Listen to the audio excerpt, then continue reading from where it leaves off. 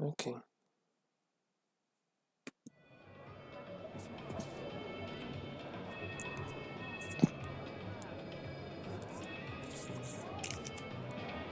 You ready? Good. I still need to get up.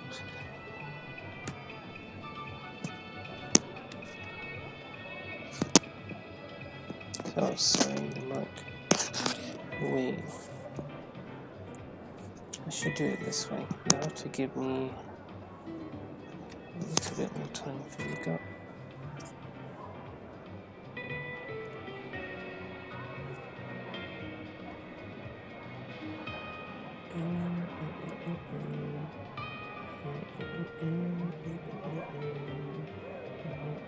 Okay, so this is really cursed.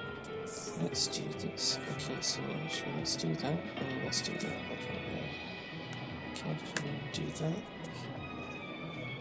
Turn it around. Unplug this.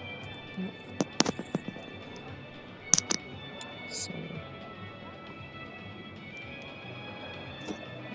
oh, you can tell them if you want why you're here, Fumiko.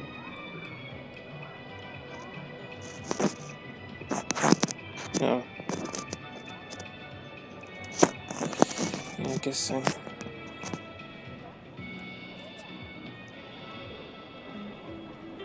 That's fine. And she and Barbara had a conversation. Well, Barbara went up to you as you two were passing by, and she said, I was thinking about practicing my spinning techniques. And he said, will he be doing the S curve? She said, maybe. And then Fumiko said, well, it'd be nice if I could play. So, Robert said, sure. Here's Fumiko. So I don't really, yeah, I mean, what's your plan?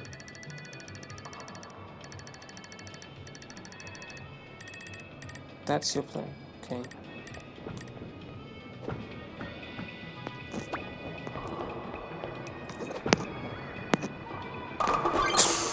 Strike!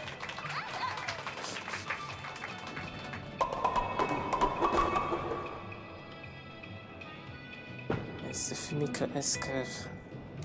Yoshi, okay, go. It's your partner. Okay, go. Yoko, okay, go. Fumiko, Tomoko. Oh, Tomoko was here earlier. Yeah. She was bowling next to Barbara.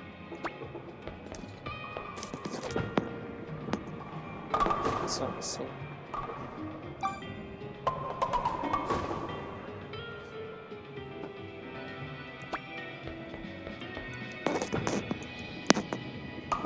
How's like the other one?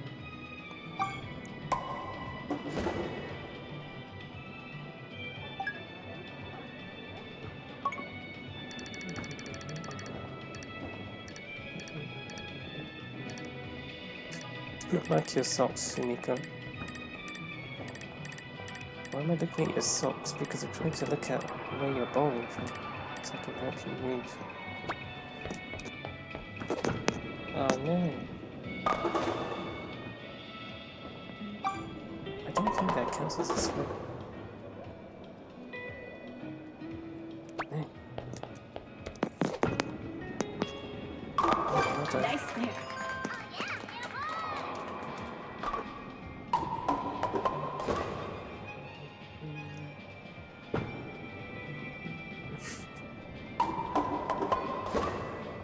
Fumiko S curve.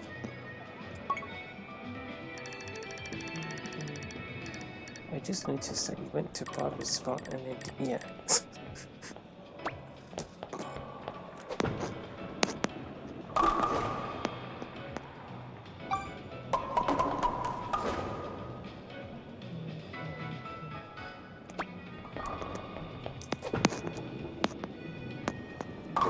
Spare.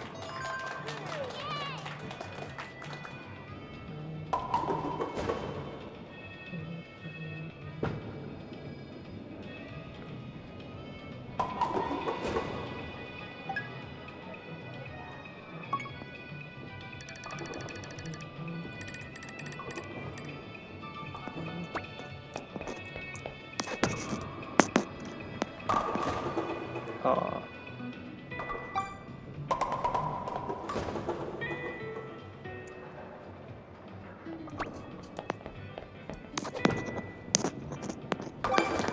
Spare.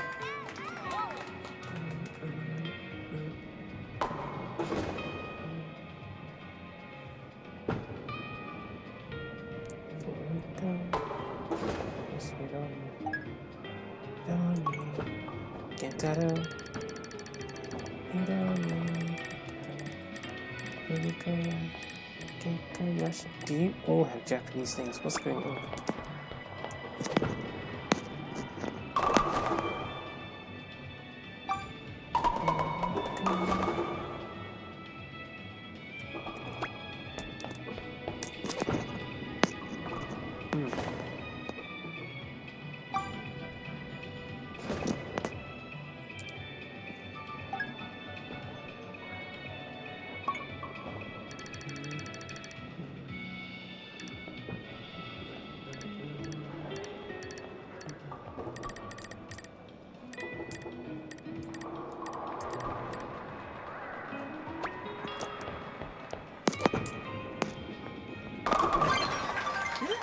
Right.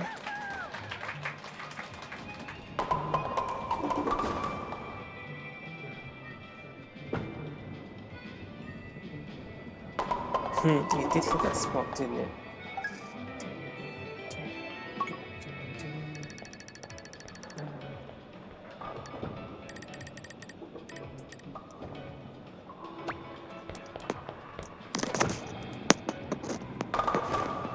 So you can get parity splits with your technique. I mean, that's not a... yeah, get the idea.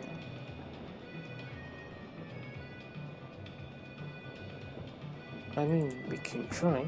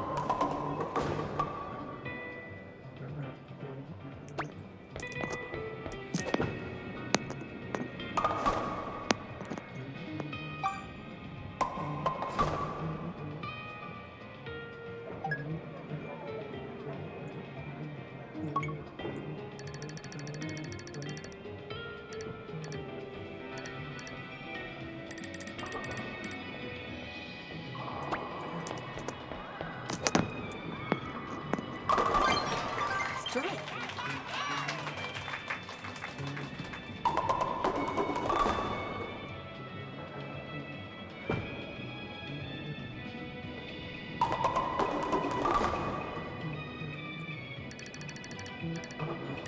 Very fast, Fumiko.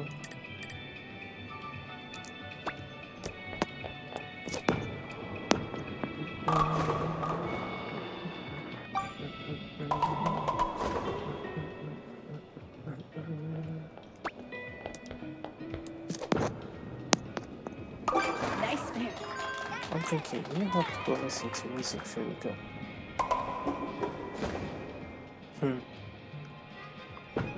Yeah. Finish.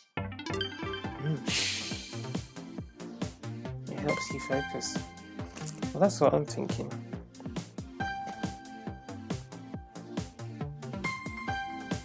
Because, I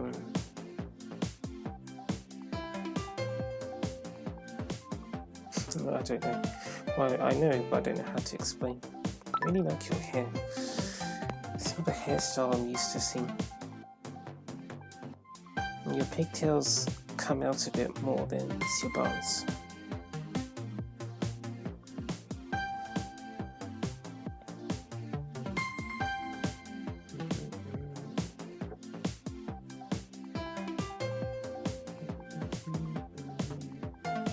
So it's like the music is distracting, but it's not distracting at the same time. It distracts you away from what you don't need to be thinking about. but then it still allows you to focus on what it is that you're doing.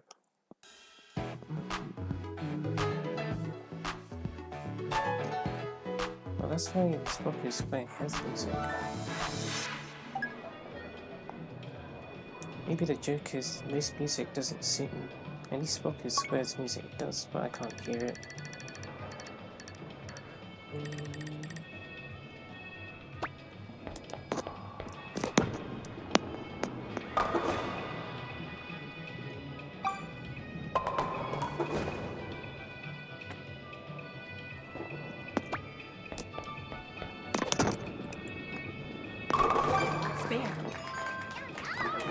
Even when you get the spare, you just keep going with the music.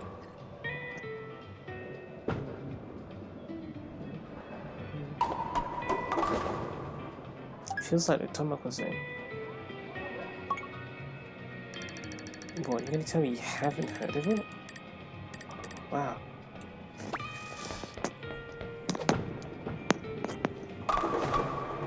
So the Tomoko Zone, Fumiko, it's when you're just thinking about bowling, that's it. You're just throwing the ball. And you're not thinking about the implications of throwing the ball. You're not thinking about what if you don't get what you want. It's like you have a desired result, but you're not really focusing on it. You're just throwing the ball the way that you want to throw the ball. And once the ball's left your hand, you've kind of done your job. Tomoko, she looked quite stressed last time we saw her, but hold on. She tends to be quite satisfied with whatever result she gets. Whether it's a good one or a bad one, she's happy because she just got to throw the ball and that's the bit that she likes. And she's focused within that zone, I guess, the zone of bowling.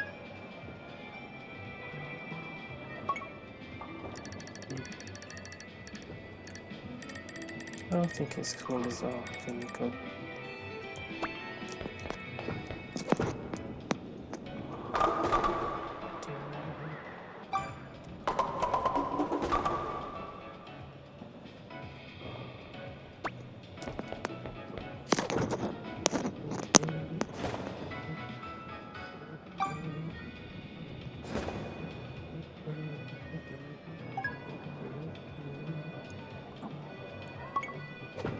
So here I say, there's nothing not fun with getting strikes, so it can be fun to get them, but I think one thing I think is interesting is the fun of getting a strike gets replaced with the fear of missing a strike. So it no longer becomes, oh yes, I got a strike, that's so cool. It becomes, oh no, I might not get it. That's quite interesting how that happened. Yeah, it goes from, yeah, cool, I got it, to, oh no, I might miss it. So then even when you get the strike, it's more of a, okay, at least I got it, rather than a, oh cool, I got it. So it's like, using gamer terms, everything gets nerfed. In other words, the enjoyment of the game is reduced. You don't enjoy the game as much as you would. Because now you're thinking about, is this even going to happen? It hasn't really occurred to me too much in this session. Maybe that's because of the singing. Maybe because of you as well, Fumiko. Because you just like doing the Fumiko-esque curve. I'm used to you doing it. So I think there was a point in the last session where I looked at your score and I thought, you know what? You know what I think it was? I looked at your score and thought, this is kind of normal for Fumiko. I'm not used to Fumiko having high scores.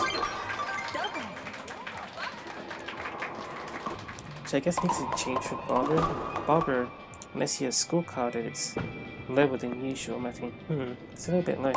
Because Fumiko, like her last session she ended with 147, like even this, frame 5 is just 71 points. Yeah, that seems right.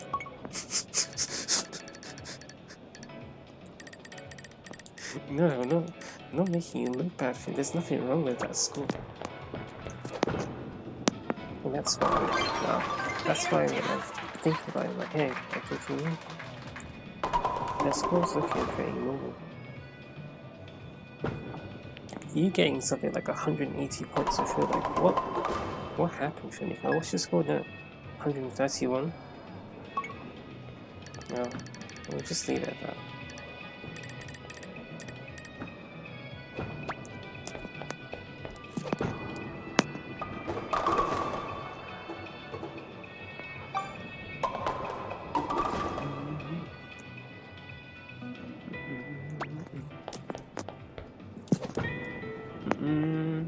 I actually got it.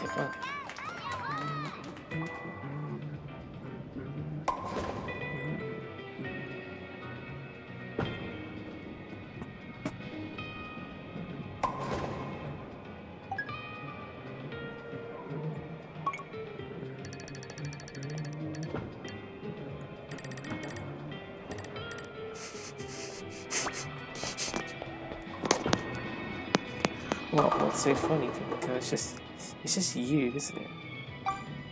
It's just saying, what? No, Fumiko, yeah. If we just went out there, I'm getting memories of Emily. If we just went out there with you, instead of I or Barbara, then it's sort of, if you do well, it's incredible. If Barbara does well, it just feels mediocre. It feels like Barbara's doing what she's always done. Oh, you got another throw. I feel a bit more adventurous if it's with you than if it's with Barbara. Or I. Oh, you went to the other side. Did you actually get... No, you didn't get 188. It would have been funny if you did. 187.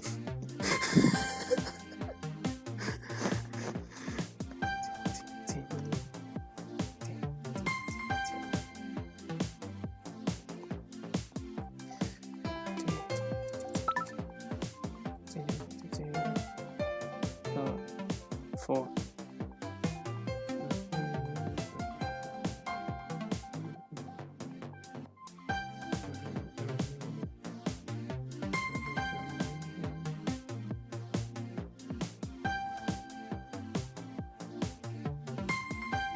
Yeah. Yeah, that's what I'm saying, Fumiko, because you like the Fumiko S curve, but you can do more than that. So it's like the Fumiko S curve is like your thing, and then if you need to do something else, you can mix it up.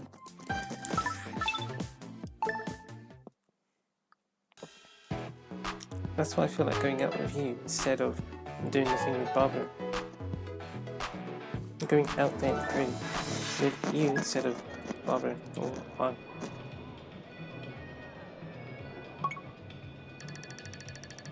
Yeah, because people in my world will hear that phrase and think, what does he mean?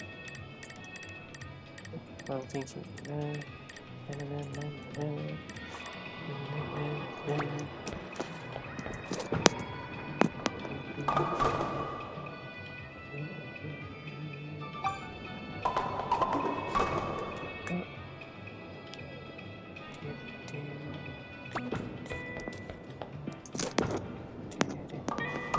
Nice there.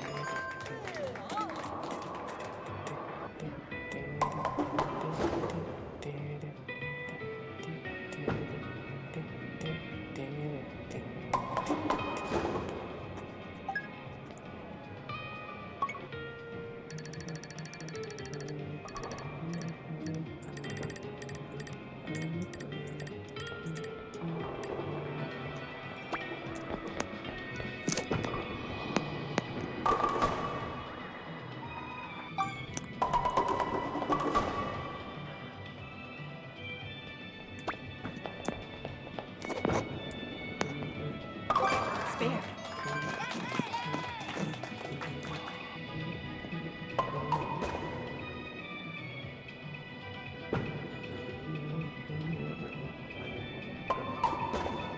oh, I was singing a theme from a Yoshi Island game, and Yoshi is there.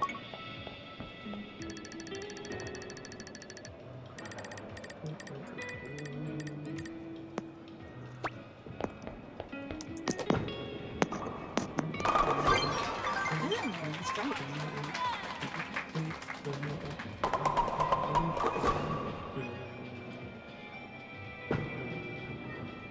Oh, I'm not sure how it will sound because what I'm singing or humming or whatever you would like to call it, you have noticed any pins, is not coherent with the music in Spock's Square.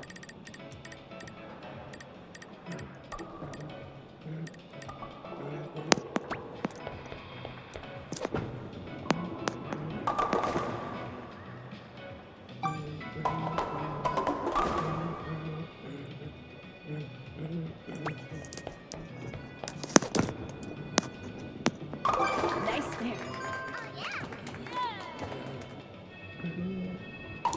And that makes me think there are actually two versions of the reduced, not the reduced, the advanced parallel split. One where there's a pin in front and one where there's a pin behind.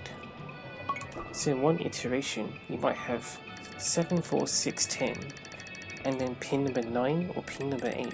Hold on, Fumiko. And then in another iteration you might have 7, 4, 6, 10 and 2 or 3.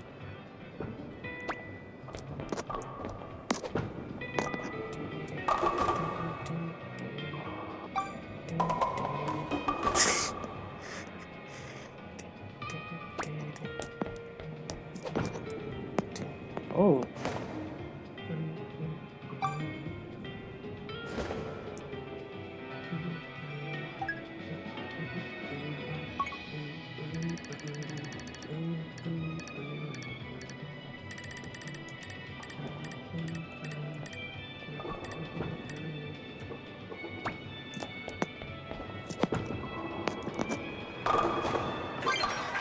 Strike.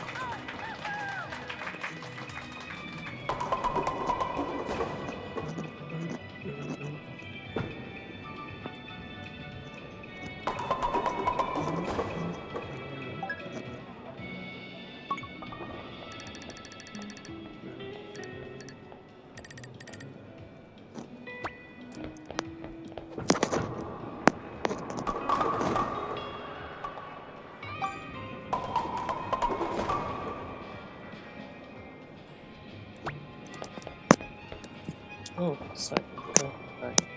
Forget that.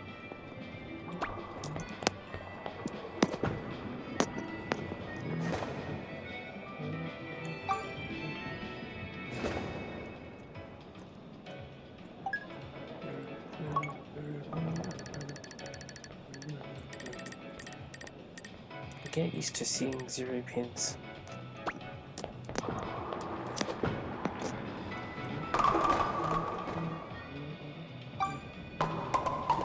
Get used to seeing the word pins. Get used to not seeing the strike or spare. Hey, spare. Get used to not seeing this replay with Fumiko.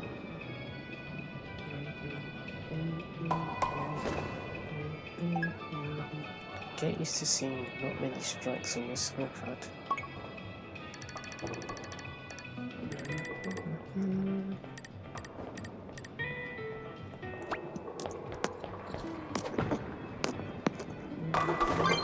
How much fun.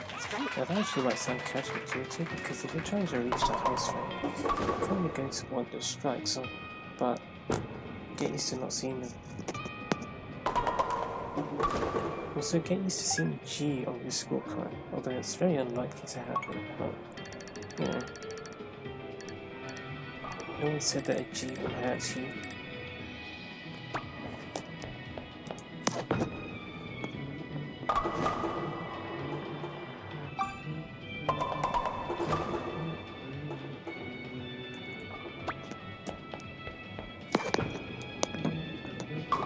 Spare. Also, I was going to say get used to not looking at the scorecard. You can look at it, but it won't change anything.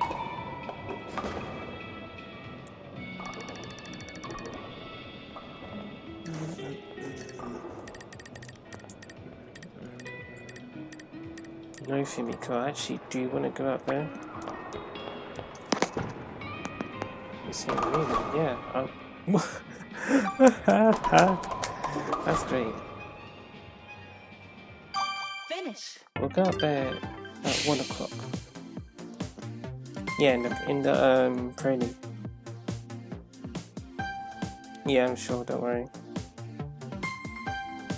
You'll be fine. You'll be fine. I'll be fine as well.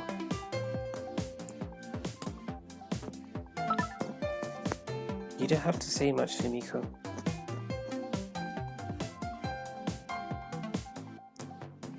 Yeah, it's alright. I'll look after you. Just like I did last year. Wasn't it last year? We haven't played together for a long time. In Play Global, you know. Yeah, you had a rough time with the football.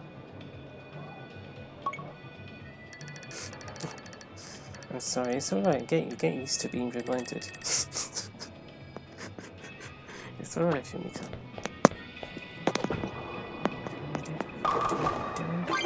Okay, well, what I don't want, I'll just say this now, is you go out there, people see you doing that, and they're thinking you're trying to be cool.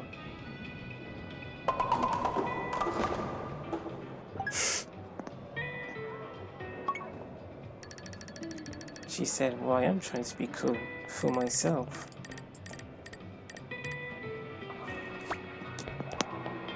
I can believe it, Fumiko. It is your S-curve. It's not my S-curve.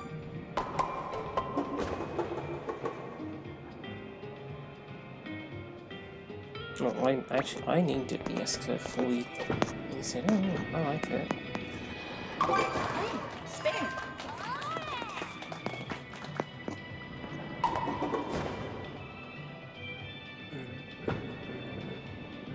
Yes, I'm thinking, what's it? Super hook.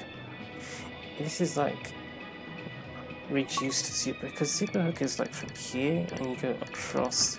It's like it's like an enhanced Fumiko S-curve. The Fumiko S-curve is just that, but leisure spin is from the other side, and it goes all the way to the same spot. Same spot. That's some serious stuff. You don't need to be ready for that yet, Fumiko.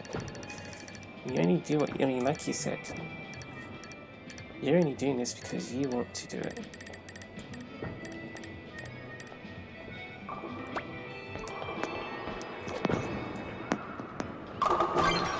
Great double.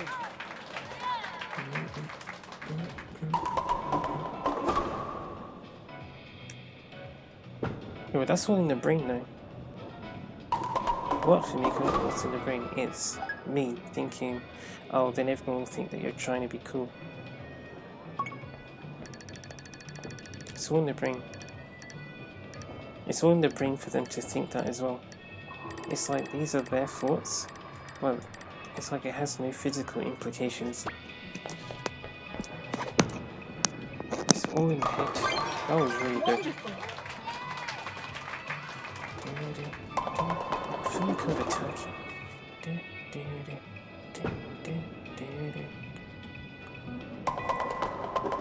It's all in the head.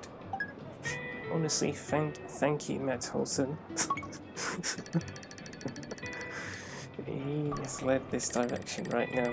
He's led it.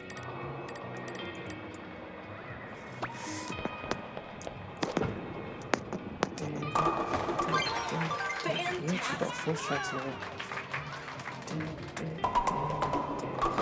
If you asked me before Fumiko and I got together and said, could you get 4 strikes in a row with Fumiko S-curve? With the Fumiko S-curve, I would have said no.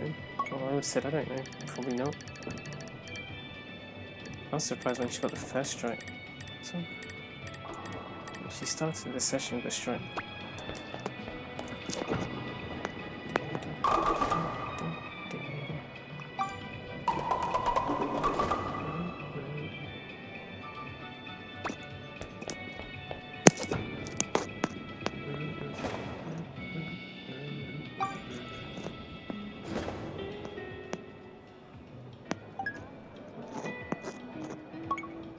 Your score's already higher than your first game.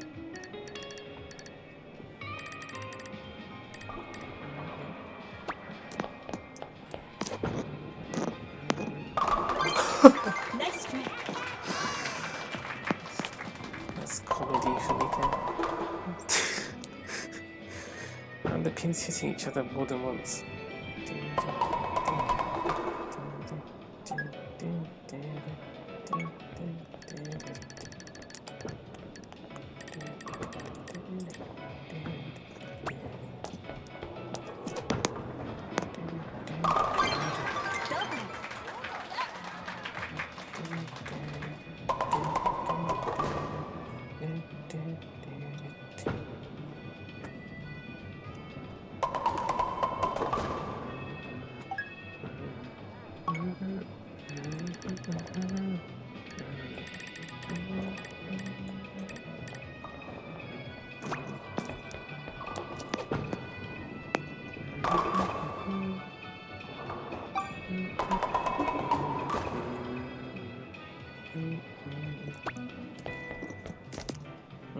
Sorry. Uh-oh.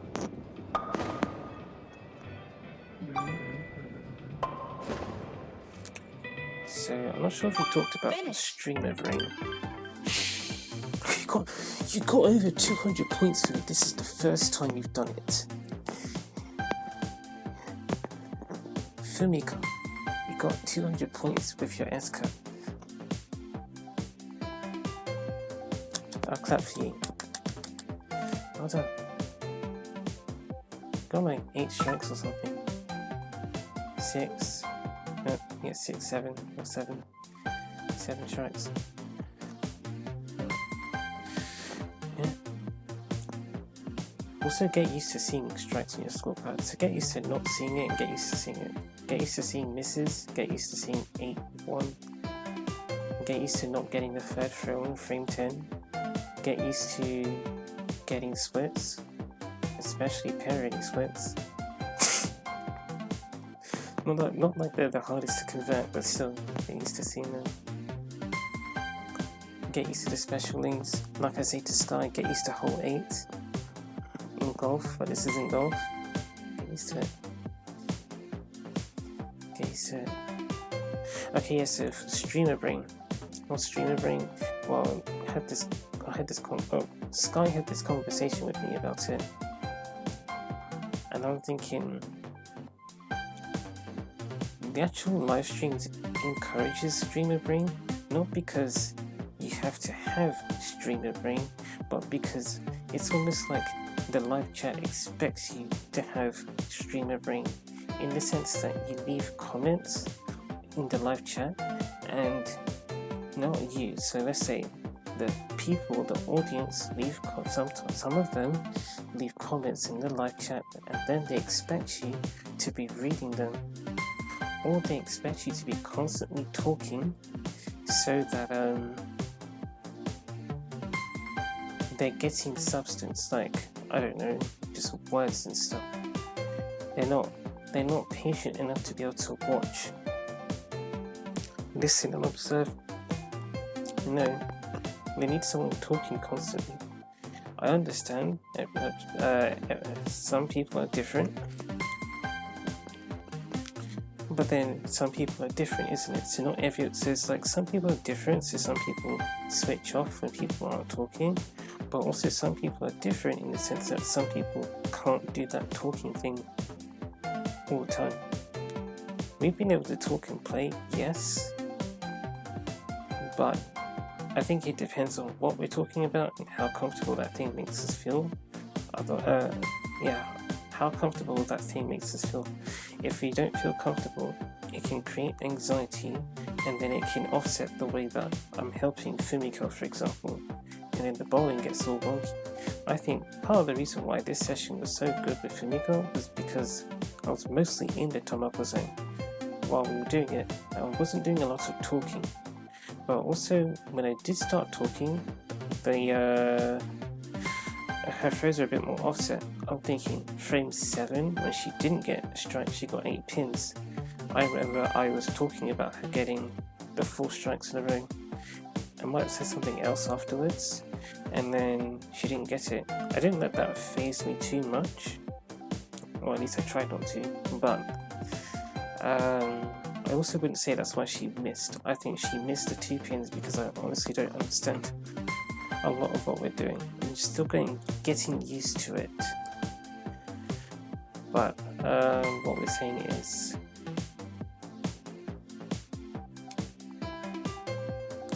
streamer brain is encouraged by certain audiences, and I think some people can't cope with that.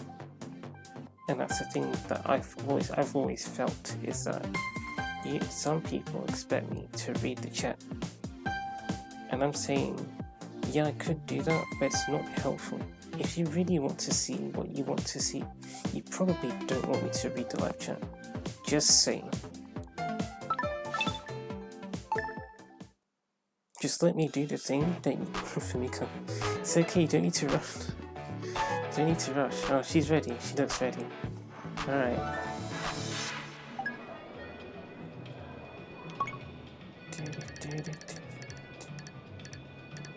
Just because I'm singing as well doesn't mean Fumiko will get strikey. It's almost like this is us trying to get into the top of the zone.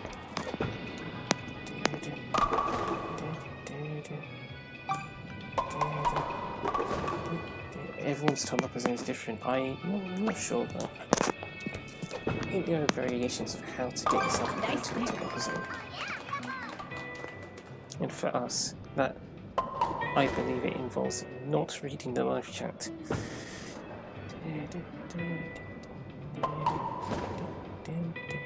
Oh, I know someone who used to play games growing up with the game audio turned off because she said it helps her focus.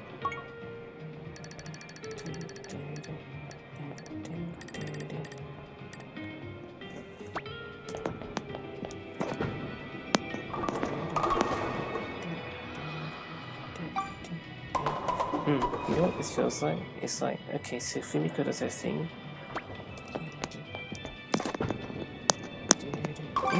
How many pins will be left over? It's like I don't know what will happen after each throw. You know when we talked about expecting things? Even though I keep saying don't expect things, I seem to expect Barbara to get a strike. And also when she doesn't get a strike, usually she leaves 1 pin left. Fumiko's technique is so varied, or it feels so varied. The results that she gets feel so varied that she could use it, not get a strike, and then how many pins are left over and where are those pins? Because they're not necessarily in the same spot every time. It's not like you're constantly missing pin number 7. This time it'll be, I don't know, 3 and 5. And then because they're in a different, no, it wouldn't be 3 and 5, it would be 3 and 9 or something. And then I'm thinking, okay, well, since we're still using Fumiko's spin, I wonder how we're going to be able to knock over those 2 pins. It won't be as linear as I would say it wouldn't be as linear as it would be with Barbara, but actually Barbara kind of does the same thing. When she misses a pin, she does use Fumiko or Haru spin depending on where she is. But Fumiko a lot of the time ends up with that S-curve thing. Especially if the pins are on the far right, she'll still have to hook more than Barbara does. So then it's like a challenge. Okay, so how many pins will be left over after Fumiko releases the ball? And then how will Fumiko get them? And then will Fumiko get them? Because it's like I don't even know what's going to happen. Whereas with Barbara, it's as if I seem to expect a result.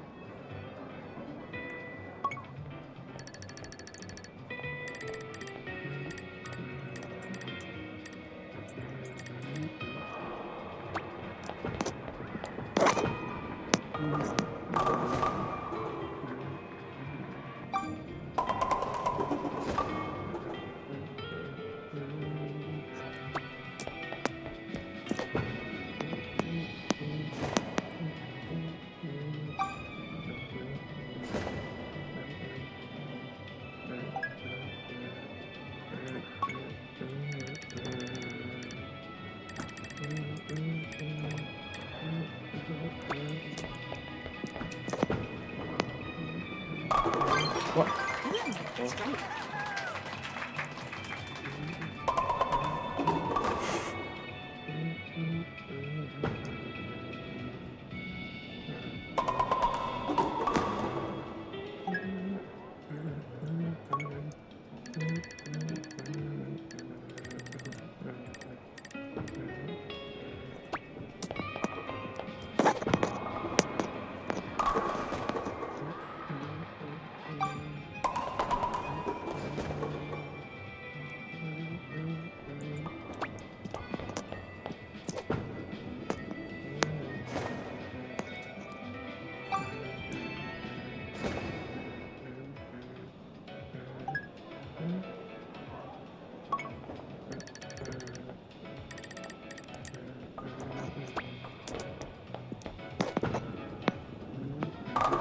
Wow.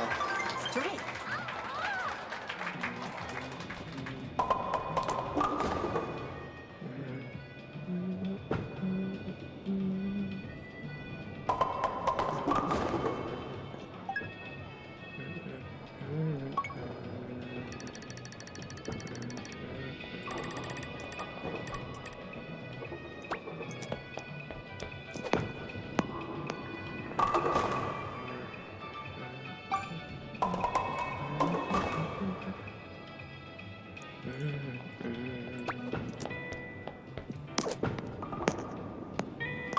Nice there.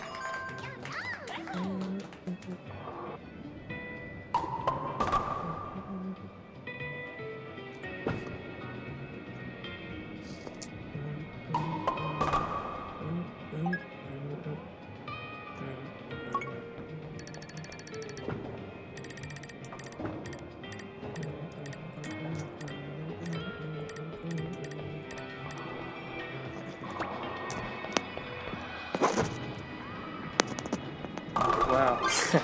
Nice straight. Right into the spot.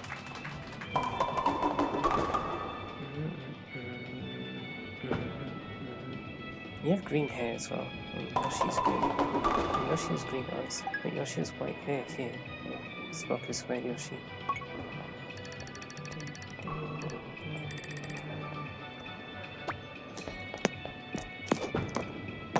Ah!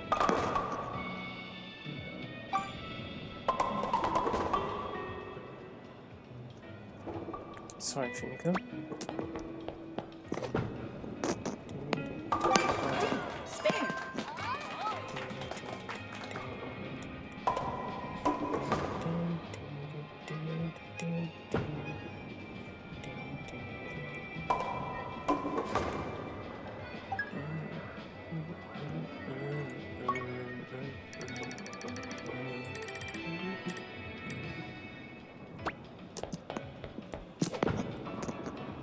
Whoa.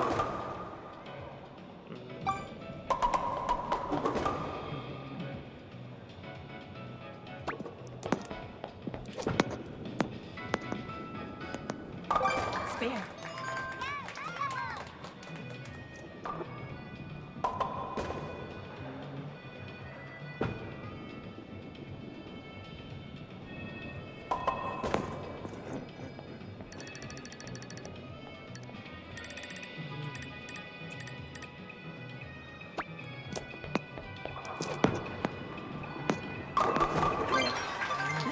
Straight.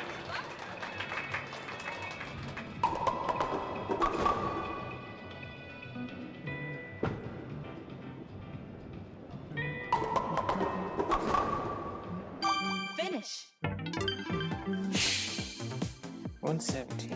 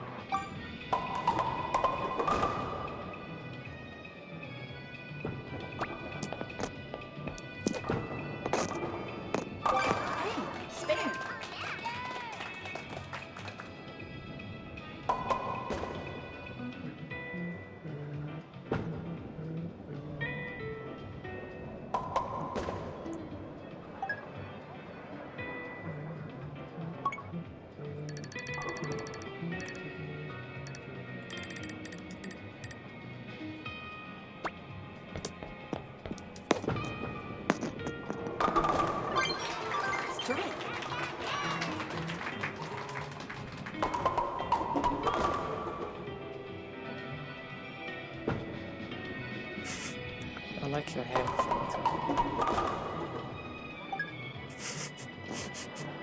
It's okay, Fumiko. You don't have to say anything.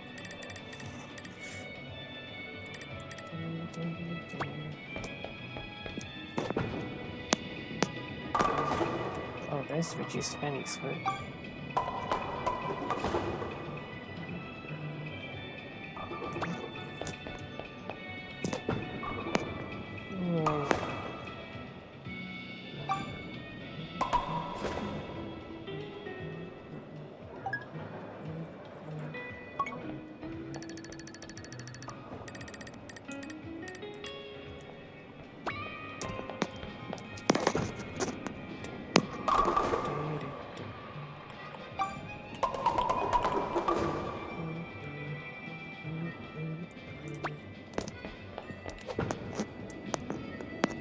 Nice there.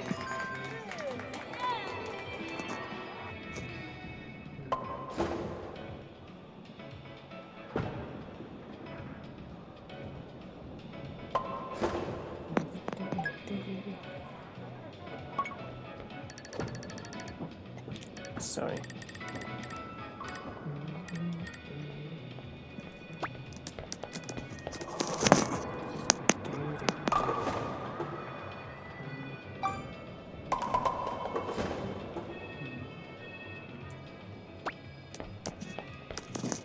Oh, sorry.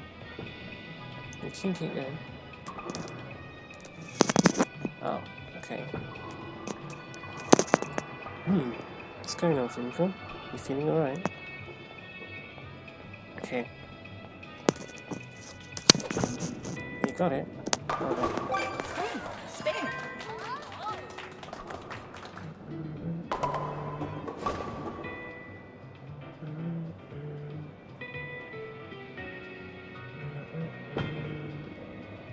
Okay, go.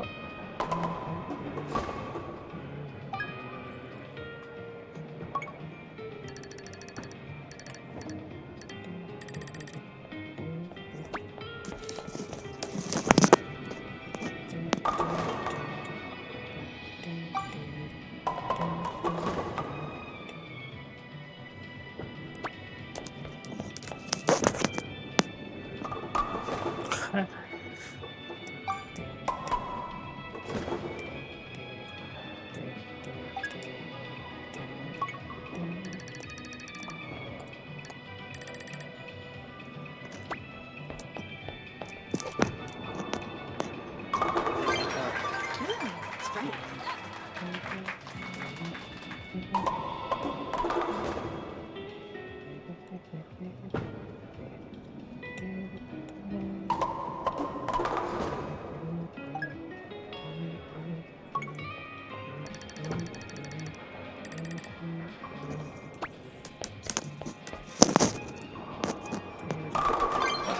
Great double.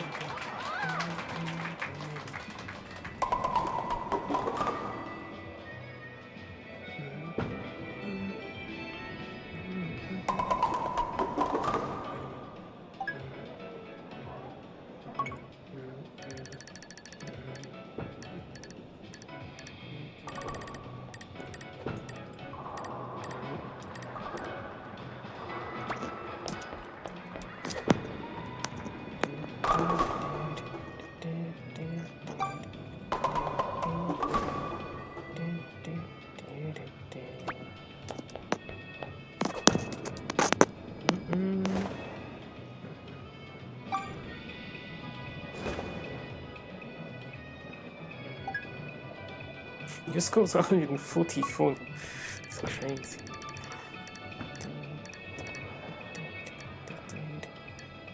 Yeah, because I'm still in the mindset where 144 is high for Fumiko.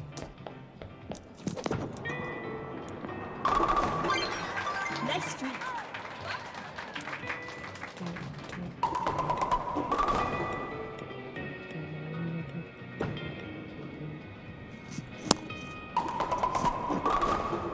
You don't need Kantata, Fumiko and Yoshi. Hiko, Yoko, Hiko, Dani.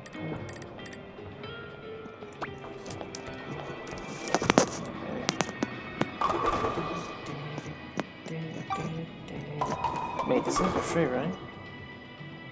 Did you get double? You know. Oh, I did it again, Fumiko. I know what you're doing. Sorry. Sorry for making you feel like that.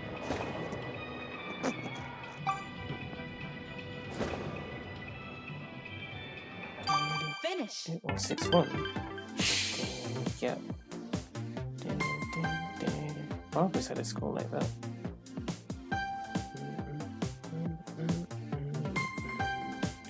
Alright. Let's take a moment. It felt like I could do that all day. Just there with Fumiko, bowling with Fumiko's ex-club. I enjoyed doing that with her.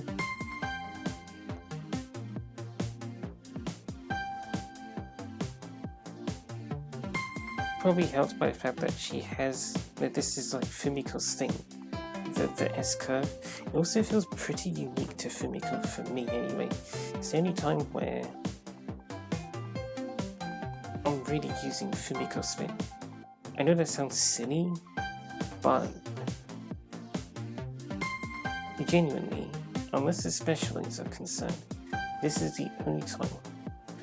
Do you know why? Because Fumiko was the first person to, I guess in competitive terms, be brave enough to take on this idea of the Fumiko S-curve.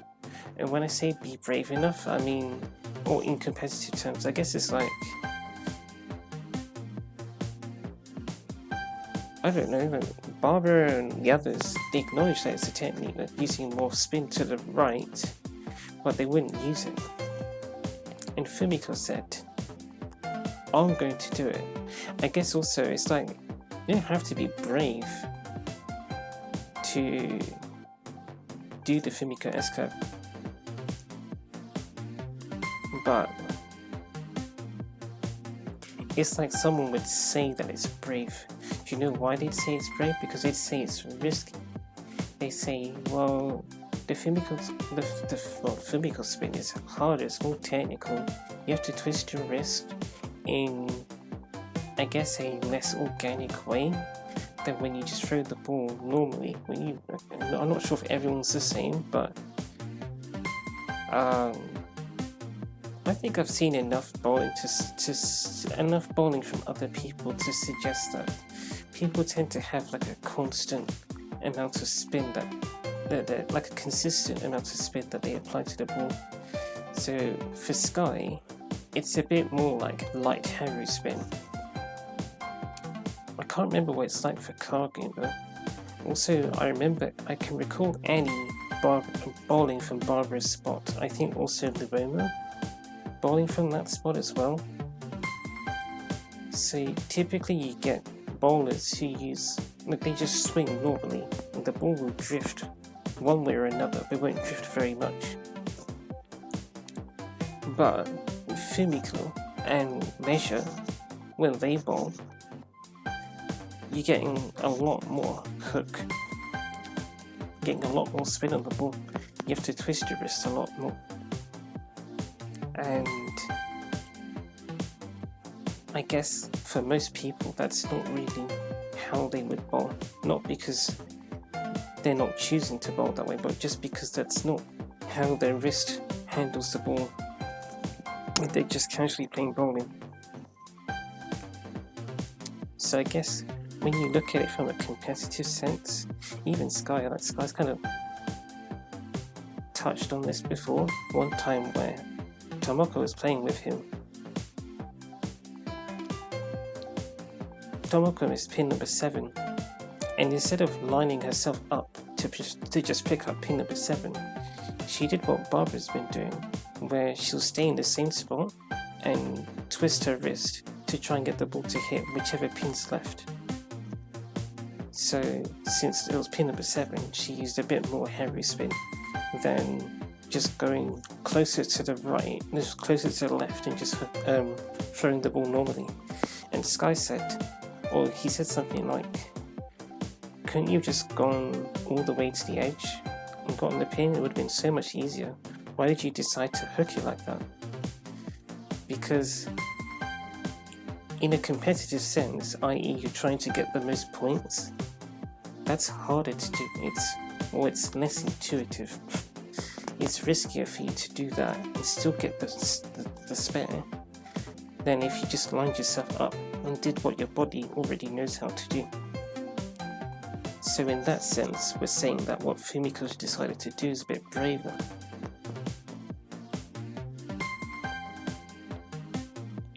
Because, yeah, it's different. It's different, it's less intuitive. It's not really braver, it's just this is what Fumiko's decided she's going to do. But it comes across as braver to most people. Oh, sorry.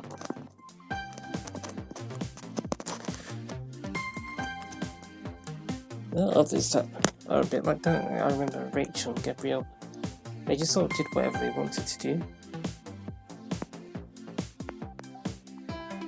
I think what you get there, for me anyway, is sort of, I don't know, it just feels like a mix of, okay, we can do whatever we want, but in my head, what would I want to do that isn't just something more simple? Or I don't know, maybe it's because I'm fulfilling a narrative. Or trying to. Of course, that's the problem, because if Rachel and Gabrielle like to do whatever they want, but I can't really help them do that, then it makes them perform worse.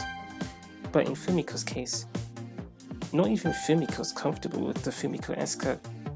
She's picked it up sort of in the same way that I've picked it up. It's like we picked up this technique together. And maybe that makes it feel like, maybe that makes it feel more appropriate when I'm doing Fumiko spin with Fumiko, because what we said about Fumiko's scores, for example, if Fumiko finished with a score of like 136, I'd look at that and think, yeah, that's kind of standard for Fumiko. She tends not to play very well. But then to me, that, I guess, it's like if I pick up a game with Fumiko and she gets a score like that, I won't feel like I've done Fumiko wrong or something. Not that any of her or her friends feel that way when perhaps they get a lower score. User² will be used to it, but I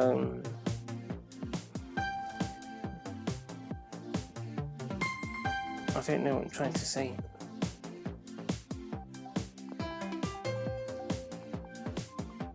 Generally speaking, it just feels like Fumiko and I are learning together. There's something there with that Fumiko and I learning at the same pace.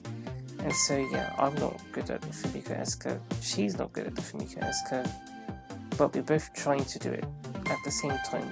We're lined up, we're together in this, with this technique.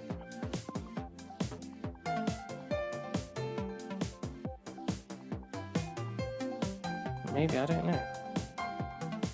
There's just something there the other day. I feel like I'm connected to Fumiko with this. Well, not when it comes to Barbara. Not sure, there's something, it's all in the head, like I've been saying, and there's something psychological going on there. That's what I'm feeling. Something psychological. Okay, there's another thing that I wanted to talk about, and that is to do with, oh yeah, like I said, I was saying, I could do this all day with Fumiko. We could just sit there, do her S-curve, and see what happens. I guess because whatever happens, I'm not really that bothered. If Fumiko gets a good result, if Fumiko gets a not so good, it's like no result is good or bad for me, it's just a result. When it comes to Fumiko, because again, I guess because I don't know, Fumiko has historically had a record of not performing very well, so you just do whatever. But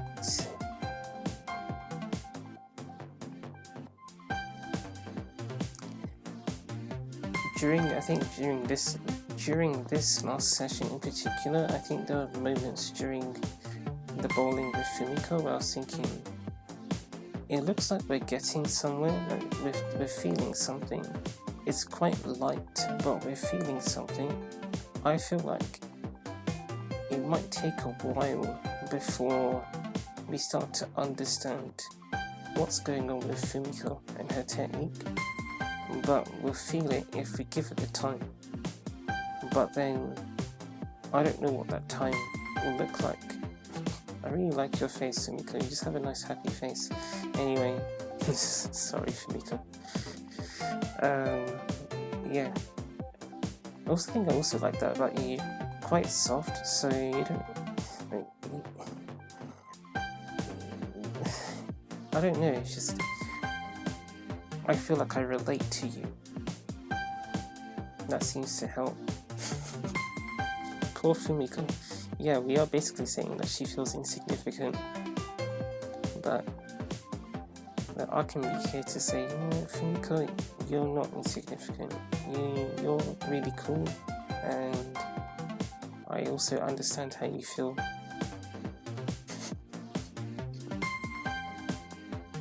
There's a bit of that with who? Not sure if it's Tomoko or if it's like Siobhan. I guess Tomoko has that where she's just quiet, and I'm like that as well. My eyes a bit more cheeky. And Barbara's pretty strong.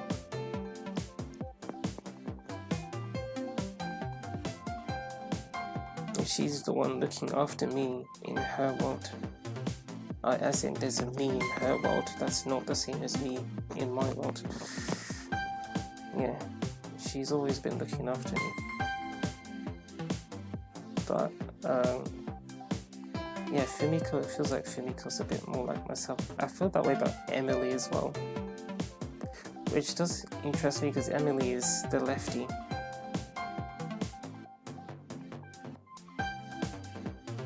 Yeah, if Emily performs poorly, I don't really look at it as, oh, well, we didn't do too well. You just look at it as, well, we did our best with Emily.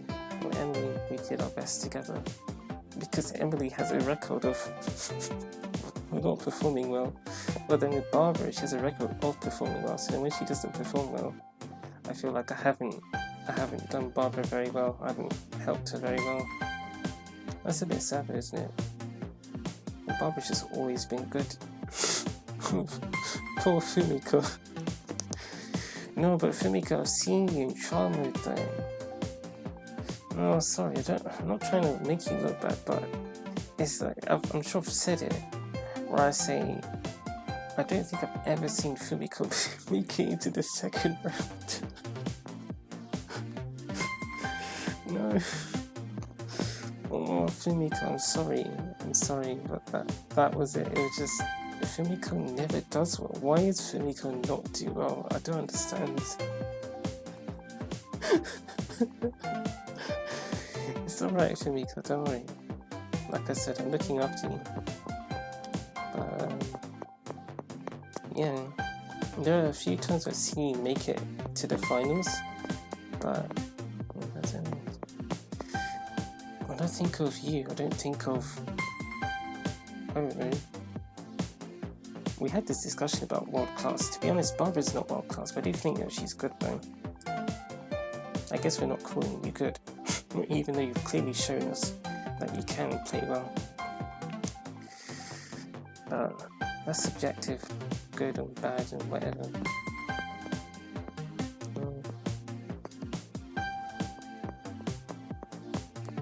Just small people, Fumiko. We're serious, yes, so we're serious about what it is that we're doing, but we feel small. And no one takes us seriously. Yeah.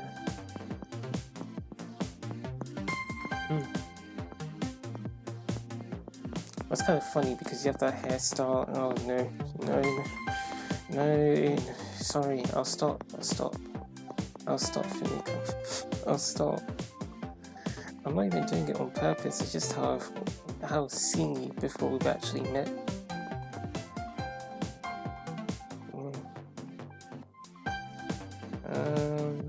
Okay, yeah, so we could keep doing this, but it's going to take some time. And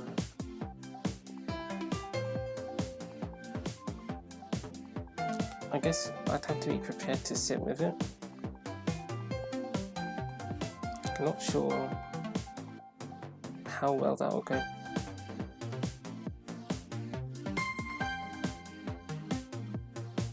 But it has been fun. Yeah, it has been fun. It's like all the stuff that I've said before. I felt like during the sessions we've had today with you, I've been thinking like, yes, I'm seeing it, but my brain's not committing. It's not committing to the ideas, but it does. There are moments where I feel like what I've said might actually be true. So I'm looking to see if that guy all the way over there, yeah, he has a book and he's looking left or right. And there's another guy with a book doing the same thing. Let's have the books.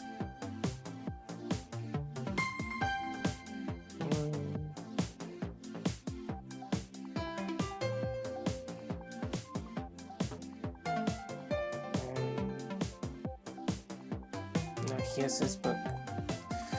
I'm trying to get distracted. I don't know. No.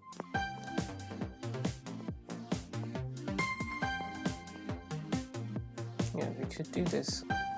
Could keep doing it, but then... Oh no, that was it. It was to do with...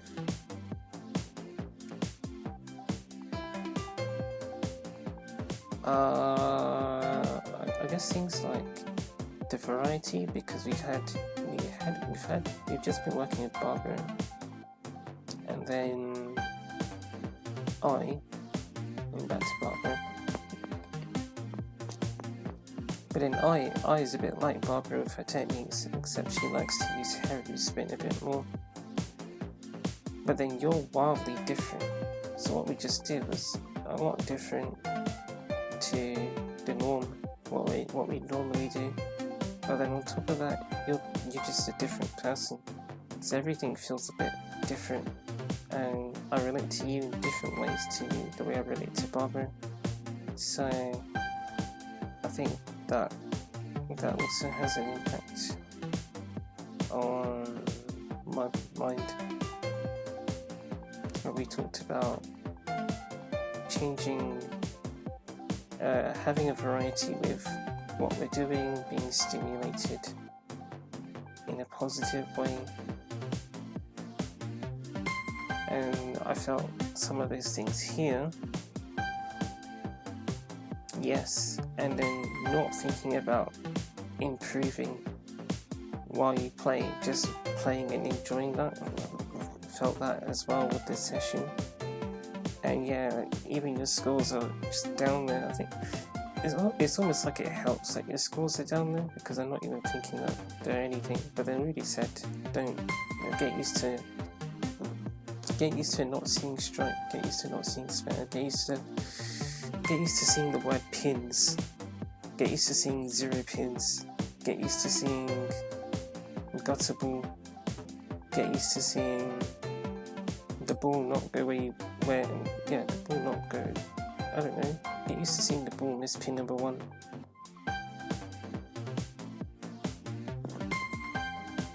Oh, and that, yeah, the whole get used to this. Even get used to the good things. Get used to seeing double. Get used to seeing 3 burgers, turkey. Get used to seeing 300. Get used to everything.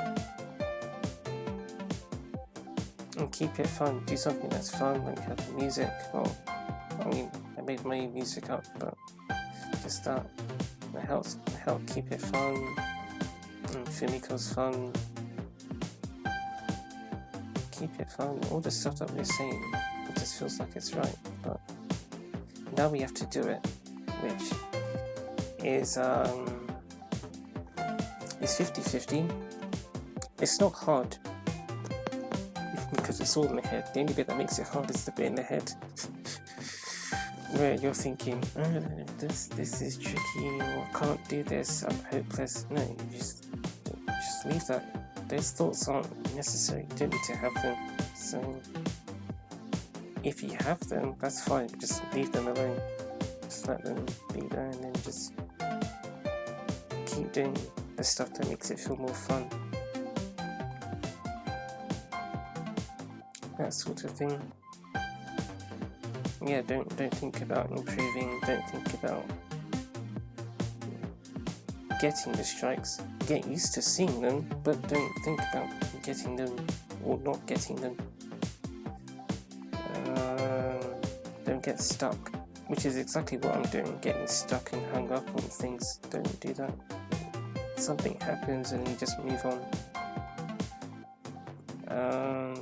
Yeah. So we're set. We just need to set off. I think the last thing is I don't want to go into play globally and then something happens. Why would anything happen? I'm not sure. Pardon me. Not sure. Although to be fair, there was another thing that I was thinking about, and that's to do with your environment. We'll get you off the screen, Fumiko. I know you're tired of standing there. Okay, I'll see you in a bit. We might play in a bit. We might play a little bit later. I'll let you know.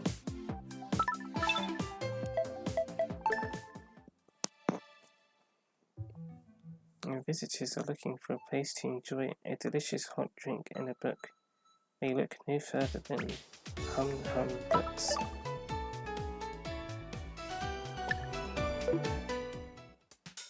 I still find it funny that it takes longer to get to the home page when you press take a break than if you were to ignore that message.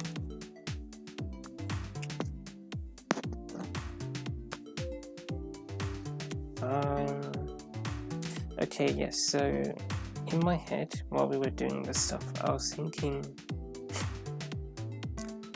there wasn't a lot going on while I was having the sessions with Fumiko. For example, it wasn't noisy outside.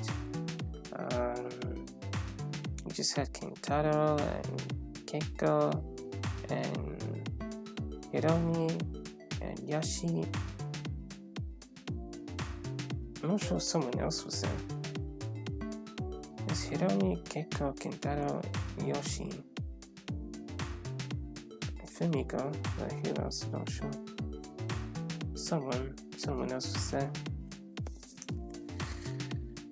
Yeah, it felt relatively comfortable. But then you go into play globally and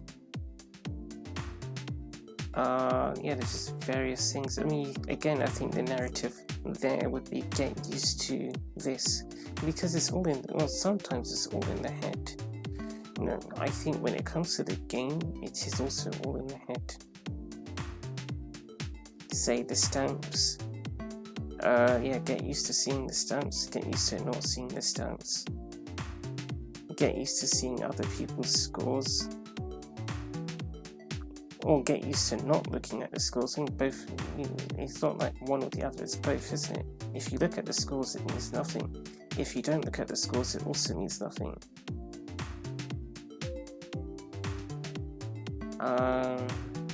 Yeah, get used to the stamps. I mean, get used to the usernames. I would also argue yes. There are some things that are a bit sensitive, that can be a bit harder to get used to. I understand but that's also still all in the head. It's an interesting one because that's something that I personally struggle with,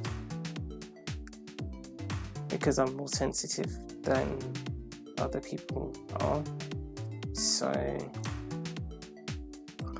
with the usernames and even the characters that they play with can get a bit intense sometimes, but yes, get used to that. Also get used to the ranks, because whether they're higher or lower, it means nothing. I've already said this before. Someone can have the A rank and be at level 24 and get 300 out of nowhere. You're thinking, well, hold on, your rank was A. What's going on? No, it means nothing. The rank means nothing. I've already said that to you. It doesn't mean nothing, but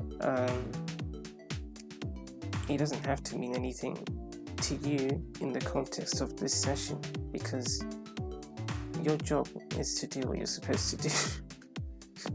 And their rank doesn't change your job. Your job is the same. Really, even if they have the infinity rank, okay, they may have more experience and they may use certain techniques that are common between players with that rank, but that doesn't mean that A, they'll use it, or B, what you need to do is different, because what you need to do depends on the individual player. And that player could have the rank turned off, or they could use a new pass with the rank E and still do exactly the same thing. So I don't think you should use the rank as a measurement. I think you should respond to the stimulus when it comes to strategy-based sports or strategy-based games. But yeah, get used to all that online stuff is what I'm saying as well.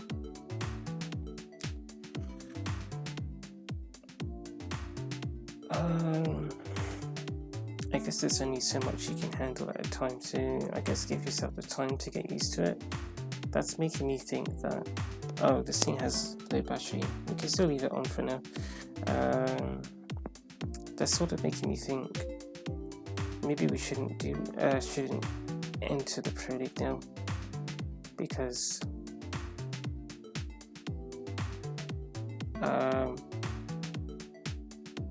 we don't need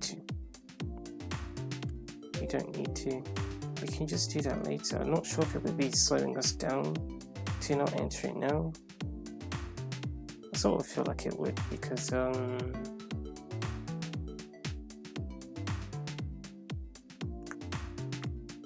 one reason why I think that is because if Fumiko enters the Pro League, or at least enters Survival Bowling, or enters a game of Survival Bowling, she could end up with the special lanes, which doesn't always allow her to use the Fumiko S card. So, or to the extent that we've been using it, so there's a bit less flexibility to try things out if we're entering Survival Bowling sessions. And then I think to be trying to get used to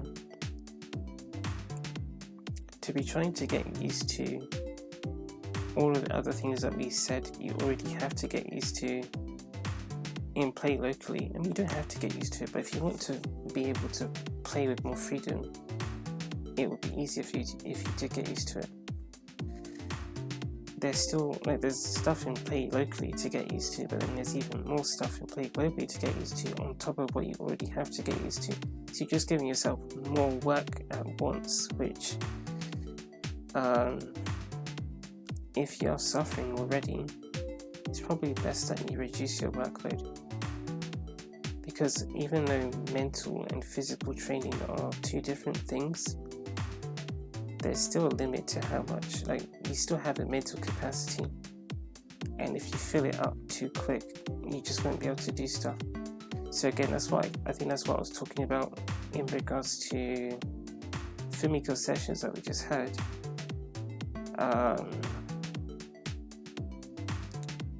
There wasn't a lot going on. It was just Fumiko's friends around, and then the standard lane. It was quiet around the house. The neighborhood's quiet, although I have headphones on, so that even that further reduces how much is happening out there.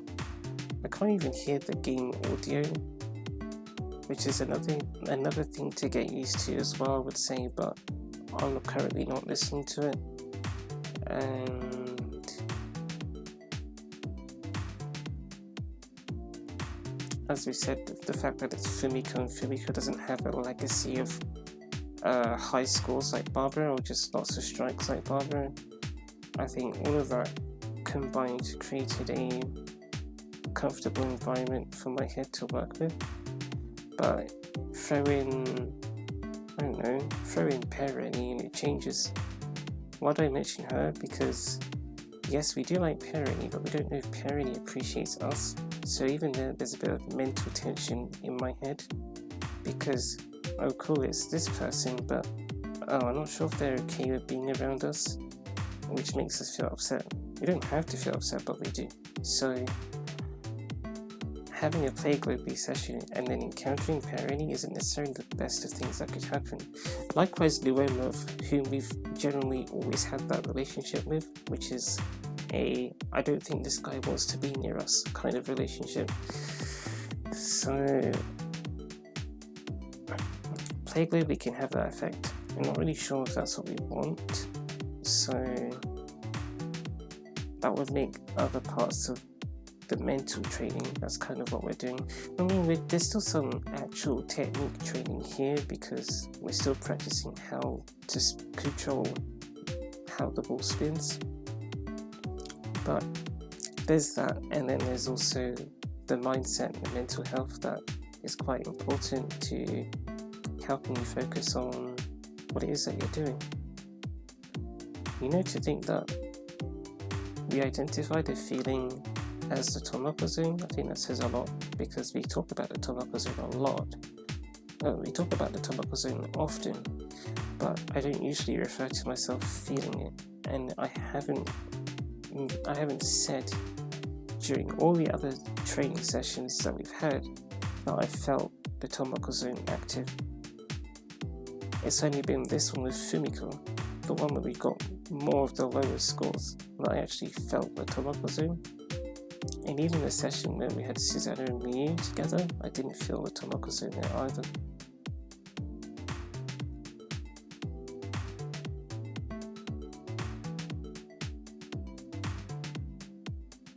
Bit interesting, I think, with Miyu, I've never bowled with Miyu before, so I didn't know what Miyu wanted to do, and Miyu kind of didn't know what to do.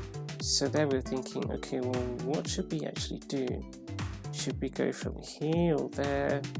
Which way should we spin the ball?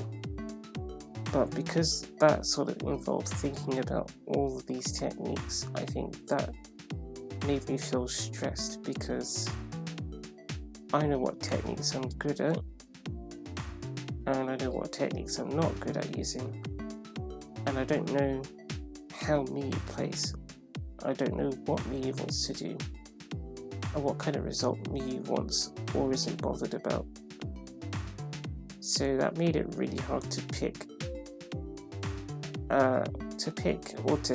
if Miyu didn't know, to choose for Miyu where we should bowl from.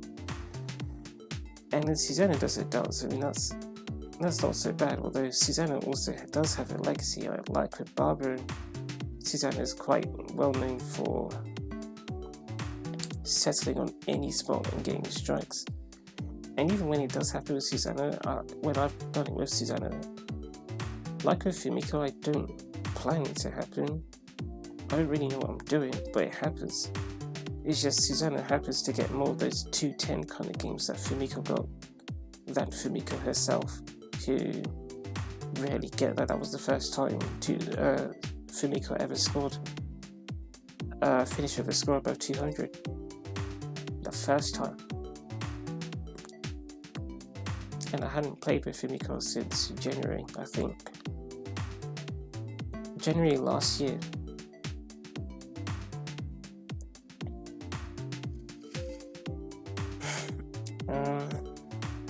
So I think that's why Suzanne and me didn't feel that comfortable. While with Fumiko, again, Fumiko doesn't have that legacy. We already know what we're doing. I understand what Fumiko's trying to do, and Fumiko and I are sort of lined up in terms of experience. Suzanne is more experienced than I am, but Fumiko and I are sort of level. So it isn't a case where I'm helping Fumiko play, but she's playing significantly worse than she's used to. Fumiko's not, she's no stranger to the kind of performance that she just had. Also remember, it's this Fumiko that you've been seeing. If you've seen Fumiko, it could be a different Fumiko.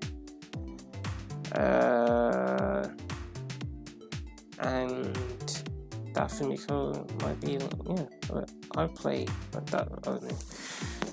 That Fumiko could be a really confident Fumiko, this Fumiko here is pretty nervous, but you might see Fumiko and thinking, wow, she's like, I'm so cool, look at me, I'm so serious about everything I do, and I'll show you how to win everything.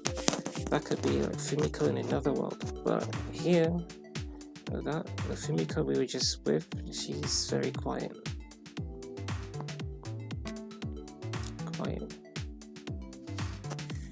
Yeah.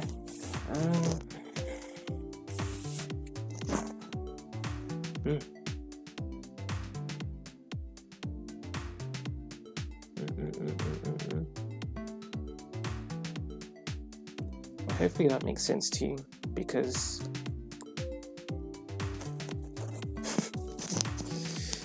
I don't know, I feel like it doesn't, but yeah. Yes.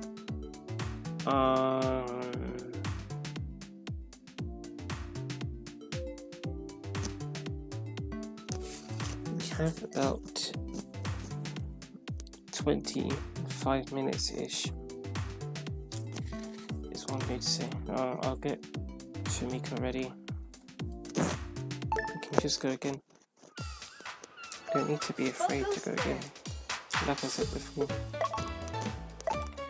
I could do this all day.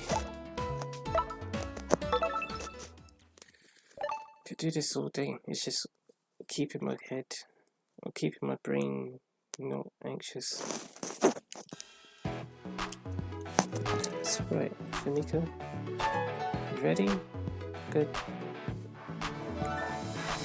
Okay. Oh.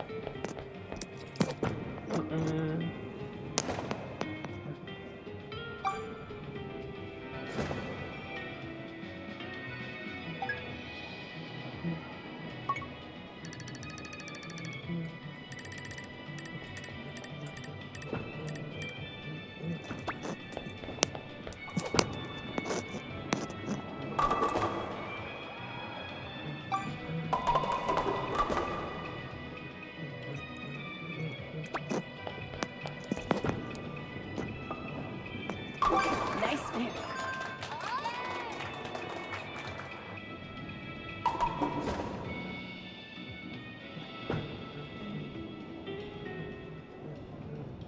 Oh, I also said this, but Barbara, what are you doing here?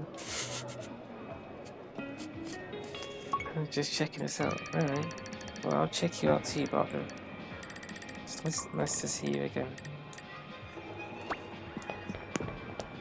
There's Barbara. Playing nigger bowling, I guess. Ha! You are playing nigger bowling. Okay. Do you want me to tell Card Gamer that you're playing it? Alright. I'll let him know. Spare.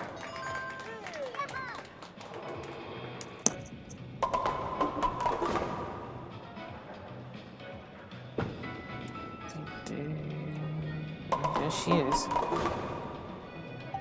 Before I saw her, what I was going to say is there are times where, and I've already said this before about streamer brain, isn't it?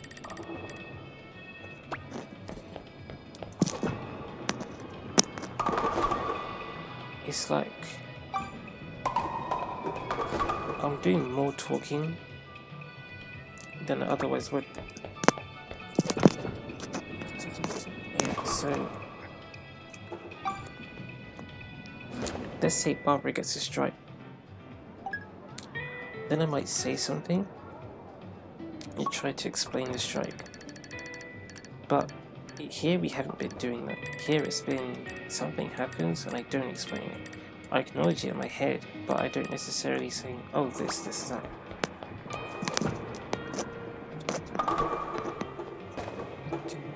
I feel like that. What is with this camera view? What? It's to do where the ball ended up, I think. But that's really, it's really slow as well. That's such an interesting thing that just happened.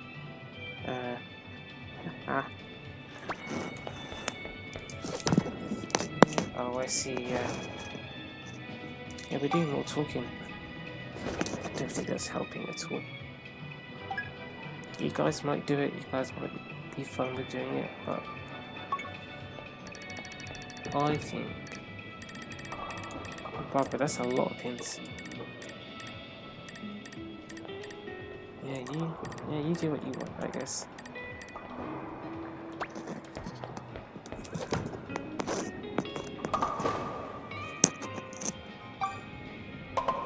Yeah, so I feel like the talking is distracting. Like, you go out there and stream and you read that live chat. The live chat will be saying stuff like, does this guy talk? I've seen it. Maybe you had this stream. He streamed Mario Kart 8 Deluxe a couple years back, and I was there reading the live chat because I was just there. That's how I was interacting with the stream, I guess. And then some guy said hello, and Mayview is in the middle of a race, and I know Mayview. I know that sometimes he's focused on the race. And then the guy said, does this guy talk? And I thought, come on, give him a moment. He's in a race. We just now noticed that Fumiko got a strike. Yeah, maybe he's in a race. Give him a chance. He's busy. That's just how people are. You just expect you to be talking all the time. But it's not really helpful. You want to do something properly. Sometimes it's helpful. I really like your hair, Barbara. I never get to see the back of your hair like that. What should I do? It's not while you're walking and stuff.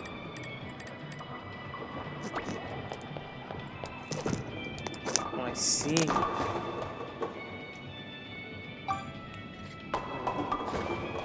Yeah, just too much talking.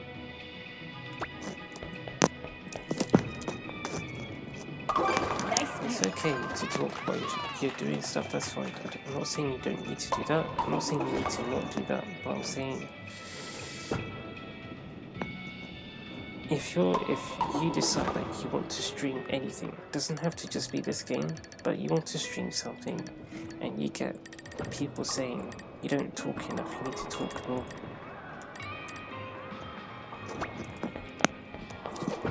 good form. If you don't want to talk, don't say anything. Just do what you're doing.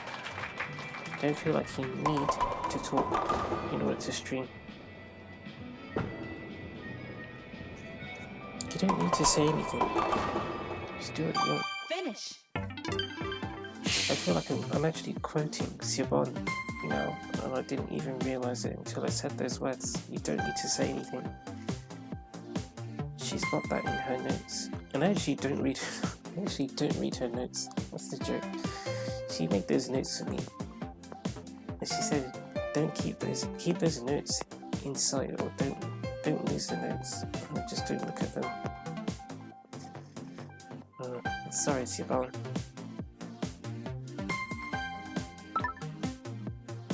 Yeah, but you know, just the talking. See, even when Barbara gets a strike, I'm not actually processing the strike because I'm too busy talking. Even while I'm looking at how the ball's spinning, I'll just be talking. And it just gets in the way, I feel like.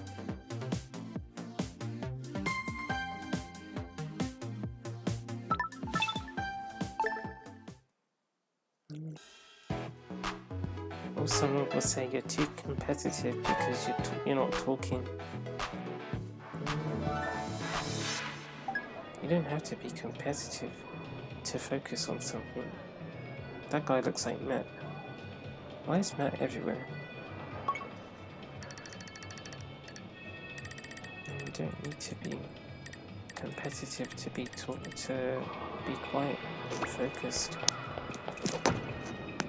You want to do something to assess the level and to focus on doing it because it makes it easier for you. Let yourself do that. There's nothing wrong with that. Oh, Matt is over there. So that's not Matt.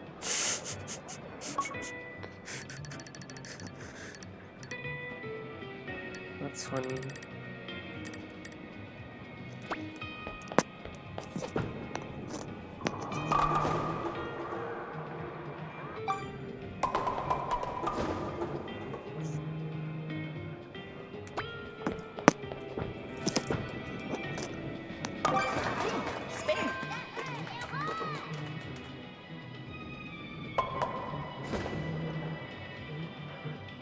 I see you, Barbara.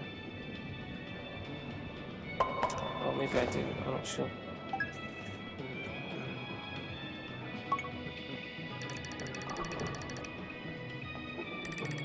It's not Barbara training without Barbara, is it?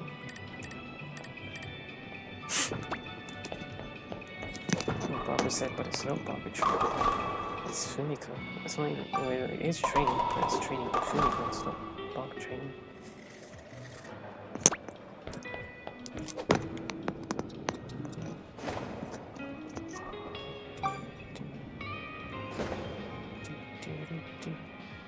I feel like I digest the 0 pins a bit more when I'm not talking.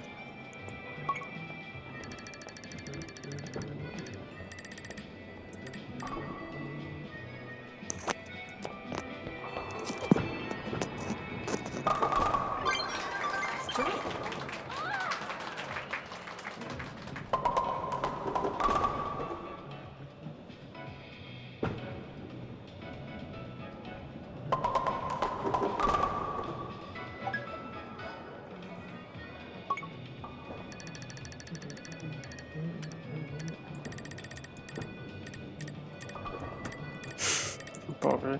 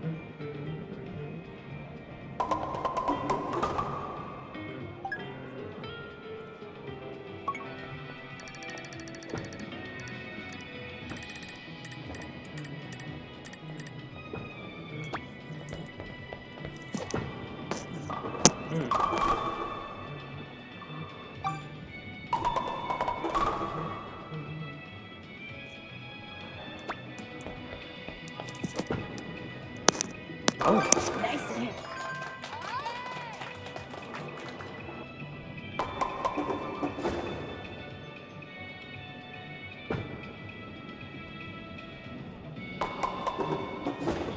that's good. Oh, you okay, Fumiko? Okay.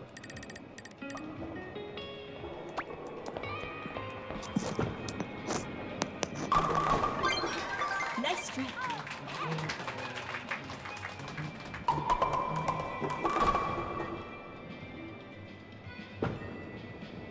Fumiko, can we try? Let's just wait for a minute. Alright. You have to go all the way here, and then you go like that. You think that's impossible? No, it's not, but I'm not sure if you can do it. I'll give it a try.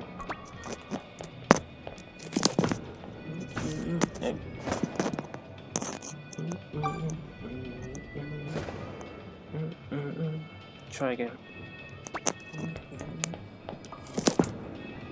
Nope. Let's go back to your technique.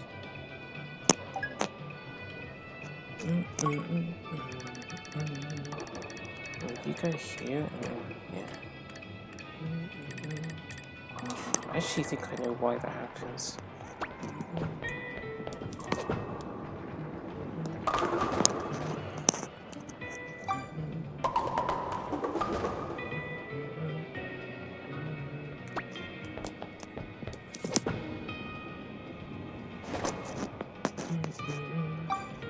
Leading theory is I'd have to watch Leisure Spin again to see it.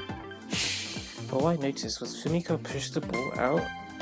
By the time the ball got, I feel like by the time the ball would have started spinning, it already got to the gutter. And when Fumiko does it her way, her spin comes out a bit late.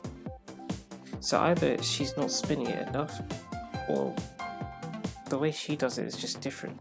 Question mark. Let's try it again. How much time we got? Not much. We'll try again.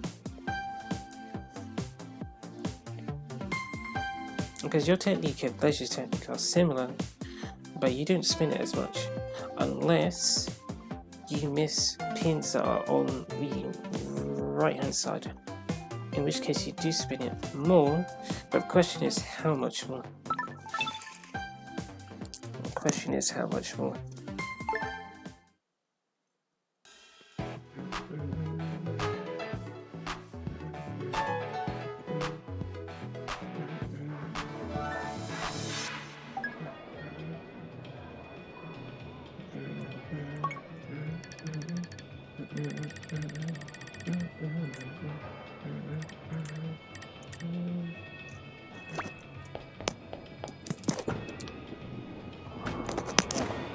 Well, you didn't really hook it much then, so I wonder if it's all in the head.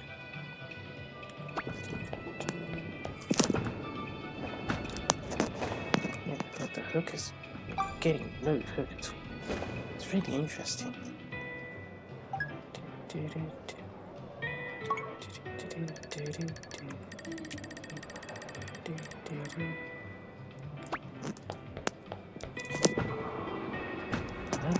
Nothing.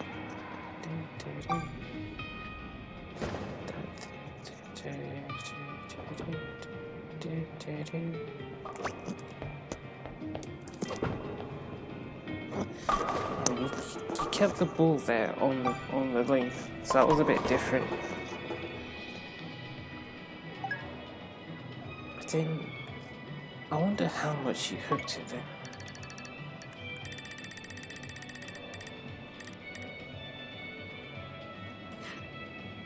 Well, I'll get into that in a bit, Fumiko.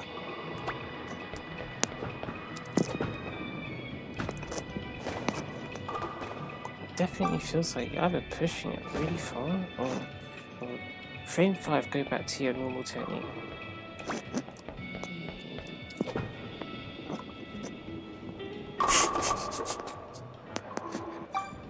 Although you didn't throw with as much pace, and you almost got it there.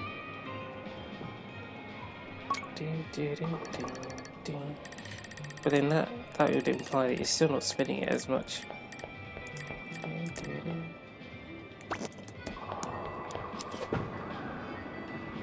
Yeah, you managed to, you successfully played nigger bowling, Fumiko. But what's that? You have to ask Barbara, she'll tell you. Yeah, see, you threw the ball so far. I don't understand how you're supposed to get it to like...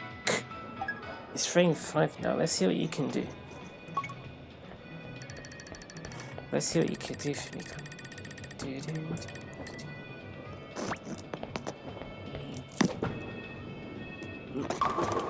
You got somewhere.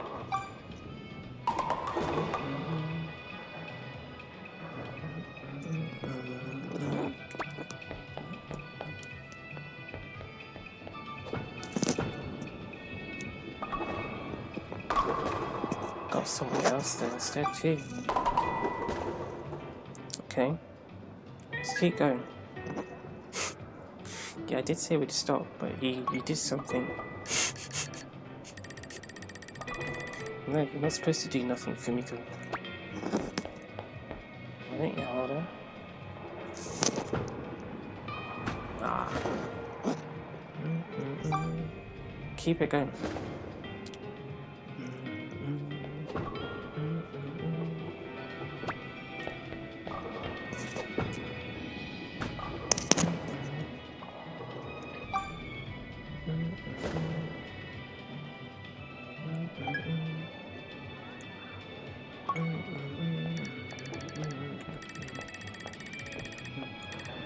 Please notice that I'm singing a different song that doesn't have any, or if it does, I don't know what it's called because I've never heard it before. I don't think so. Barbara, Fumiko, you threw it so fast. I don't think you can do that. I really don't think you can throw the ball that fast.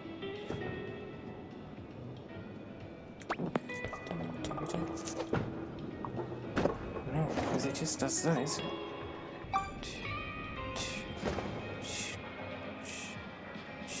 Try that.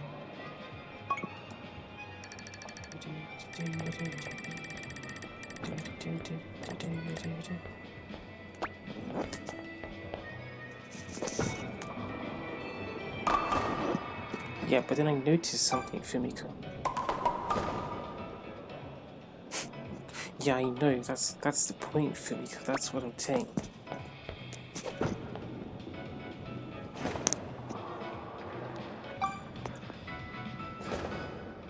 But that is part of the problem.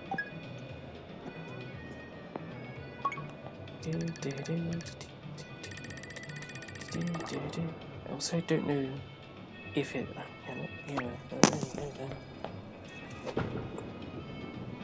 Right, you did a bit better there. Well done. Oh, sorry, Barbara.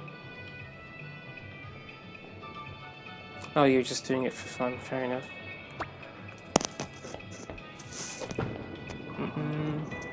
It's doing that thing again. You just can't keep it in your hands. The ball just gets taken away from you. She says, I know, I don't like it. I'm sorry, Fumiko.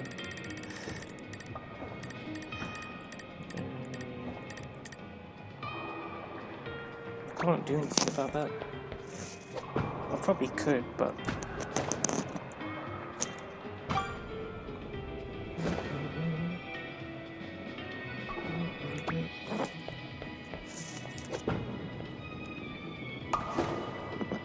Again, you successfully played nigger bowling. Sorry, the mic's doing stuff. So, this is it basically, Fumiko. So, with your technique, the ball always stays in your hands until you release it. Now, when you were trying leisure spin, most of the time the ball well, you kept it in your hands, but you didn't, either you didn't spin it enough, the spin didn't come together in time, or it's like you threw the ball so far that it didn't get a chance to spin before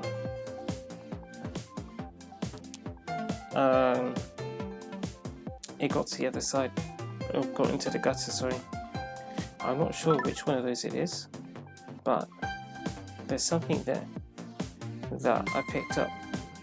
When you threw the ball slowly, yes, you got the ball closer to the position. I think that was your G9 over there, but that doesn't mean that you hooked it more, question mark.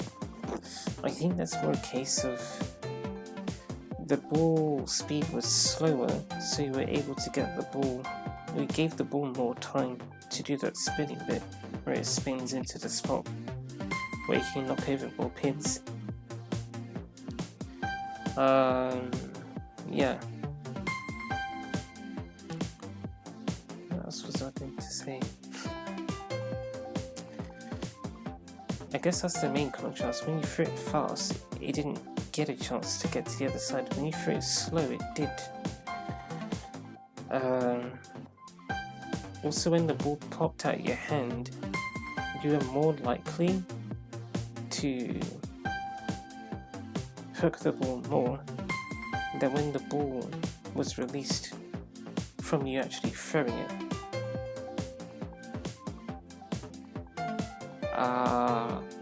In my head, when I was thinking, I was looking at my Joy-Con thinking, how could I get the most rotation out of my wrist?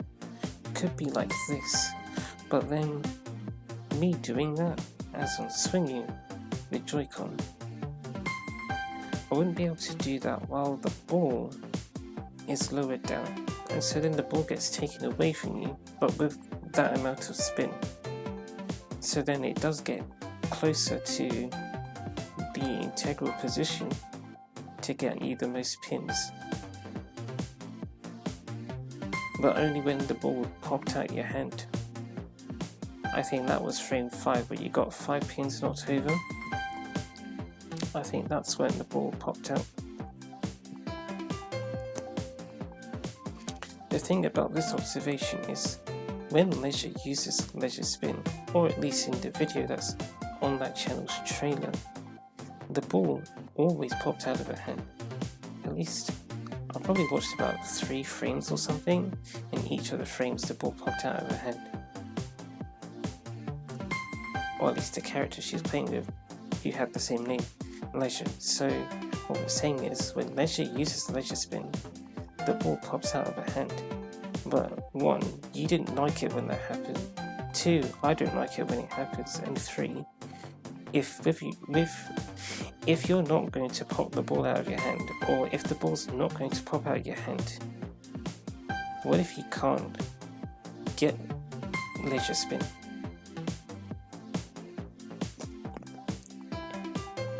Question mark. We can look into it, but I'm not sure if that's a good idea based on the time.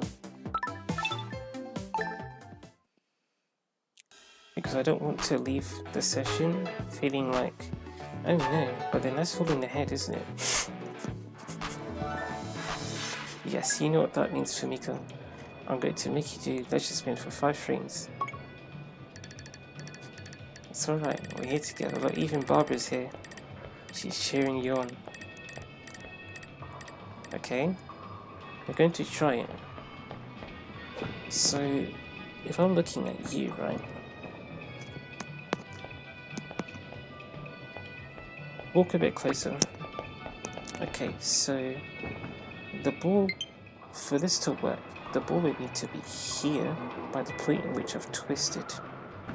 So I've been twisting my wrist back here, in which case the ball would pop out your hand. I also recall when Leisure did it, I think it was a bit like here or here-ish. Now, I'm not sure if that's right. That feels a bit... that doesn't feel too weird. It's just sort of... hold on. Drop it again, Fumiko. It doesn't... I don't...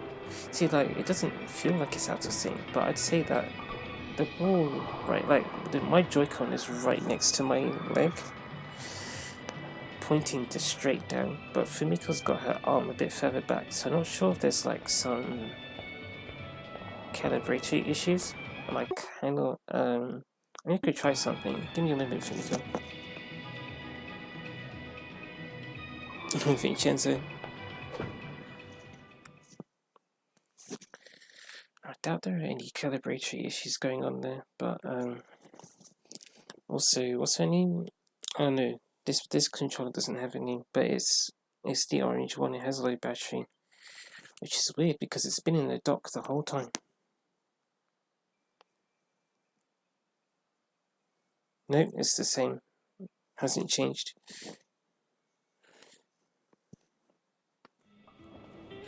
Okay, so I've been twisting the Joy-Con at this point, but if I do that, the ball will pop out of her hands because look at where her hand is. In order for the ball to be released naturally, you need it to be around here, which kind of feels right for Barbara's earlies, and then this will give you a bit more of a late throw, which I think you wouldn't want. Because if you're throwing the ball late, the ball probably gets... I feel like the ball gets pushed further and travels faster with late throws. So I think that kind of makes you think even more. You wouldn't want a late throw, would you? You'd want an early to get more spin. But, well, I mean, you'd be getting an early throw anyway because the ball would be back here. Not here or here. Okay.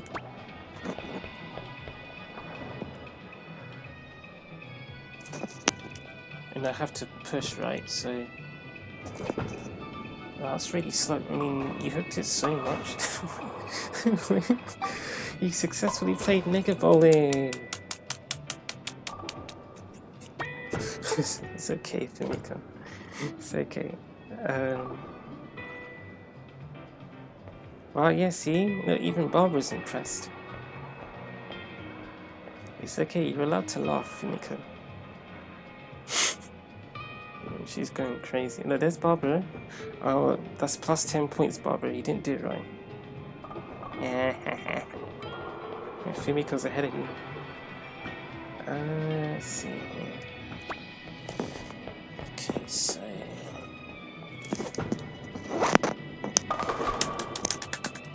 Fumiko! You did it!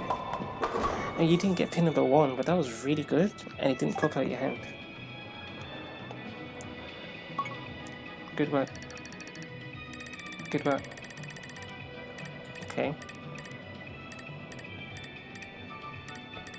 It's almost like you twist the Joy-Con by 300 degrees. Now you can't really do a 360 of your wrist. I don't know if you can really do a 360 of your wrist. That's why I say like 300.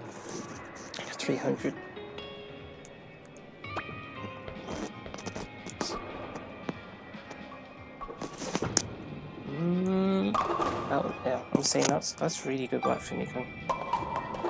That's really good.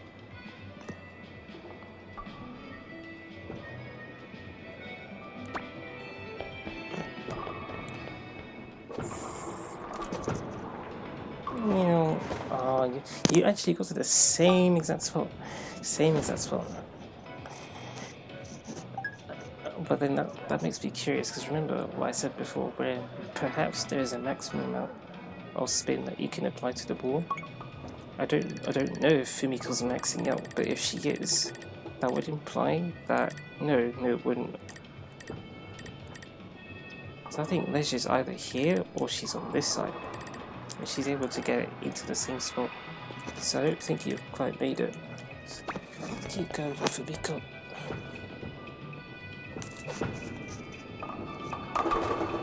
Yeah, you keep getting that same spot. It's so close to pin number 1, but it's not quite there. It's just not quite.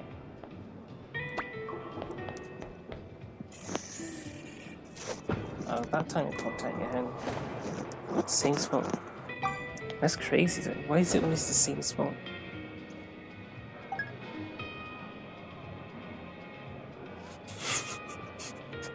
Did you hear what she just said? Well, no, you didn't. She said, well, maybe it's just kept like that. Yeah, but Fumiko, this is the point. If it's kept like that, if it's actually kept like that, Fumiko, then let's say you did that every time, you just keep getting strokes. This is the thing. If it is kept, then you would just keep getting it.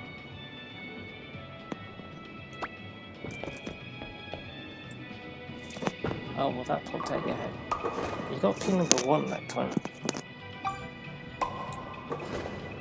So it shows that that time you hooked it a bit more, but then it popped out your hand, Fumiko. This is frame 5.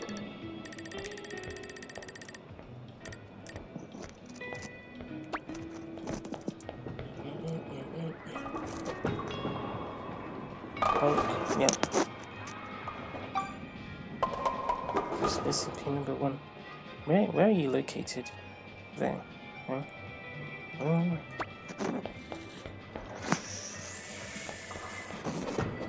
Oh, that's 2 slides going to go into the gutter. Bonk. You would have got 1 pin. Yeah, there's something there, Fumiko. There's something there. I'm not sure if you can do it though. Guess we'll review that later. Let's go back.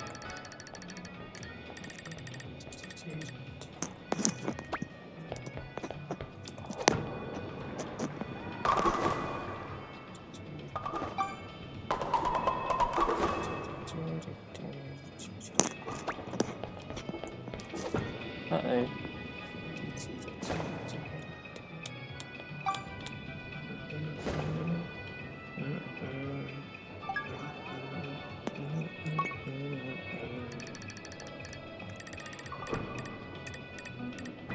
Yeah, I liked it too, but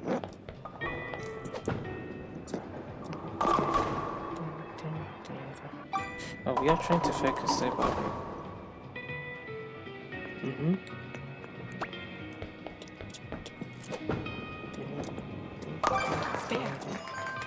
I will admit, that kind of helped me think about how to get this one. I think the ball did pop out of hand a little bit, but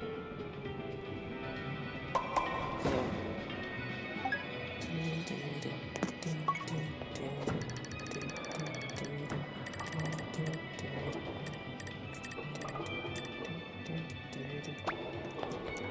Oh, wait.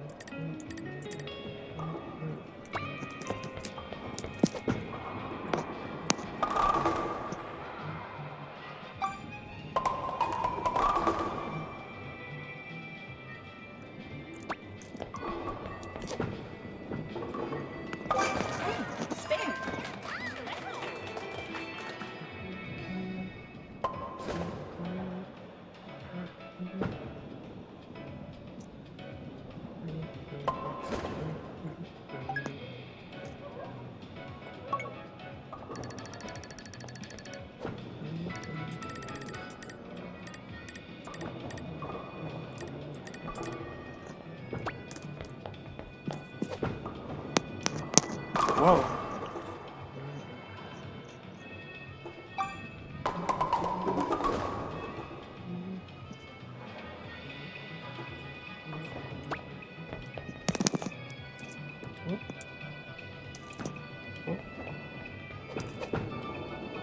Oh.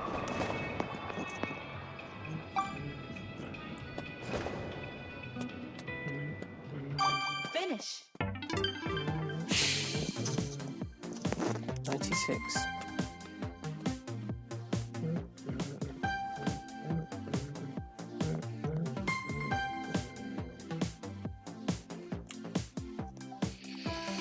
So even at this point, in my head, I don't really feel like explaining how, I don't feel like expressing my thoughts.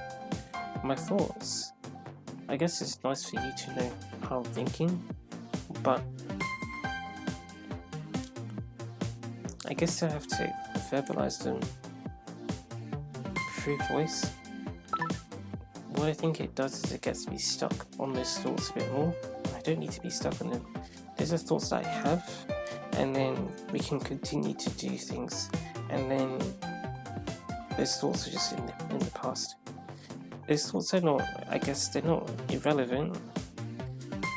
They are valuable, but maybe not in this particular moment. And then to talk about them and to talk about them for a long time, I don't think that helps. So I have thoughts, I'll share them on this occasion, but I think in the future it might be something that we stop doing, because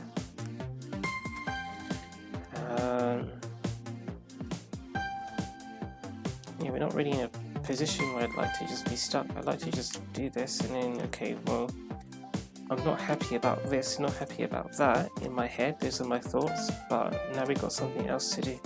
Otherwise, what will happen is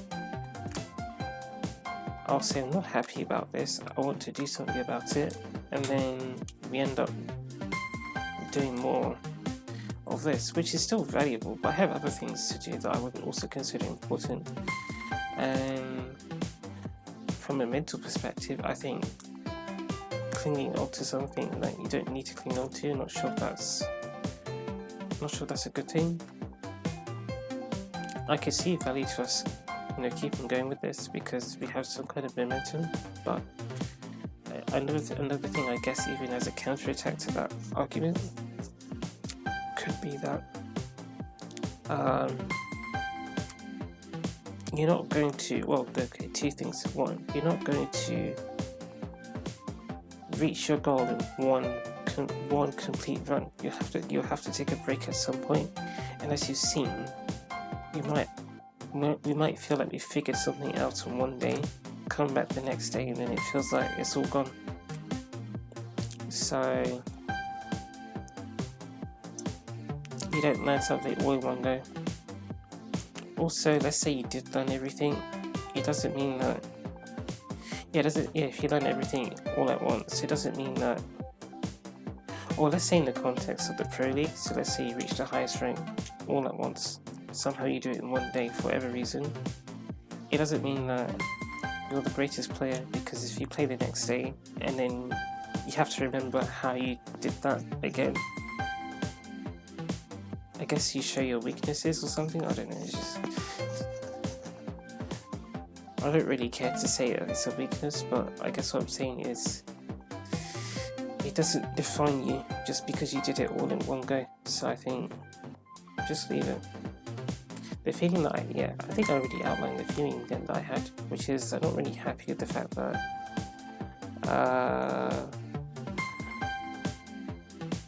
I don't know, it just feels like, well, we were close, we had something figured out, we'd have to drop it.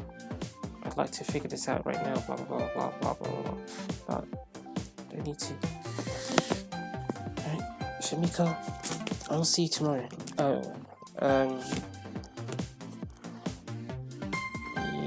Yeah, I'll see you tomorrow.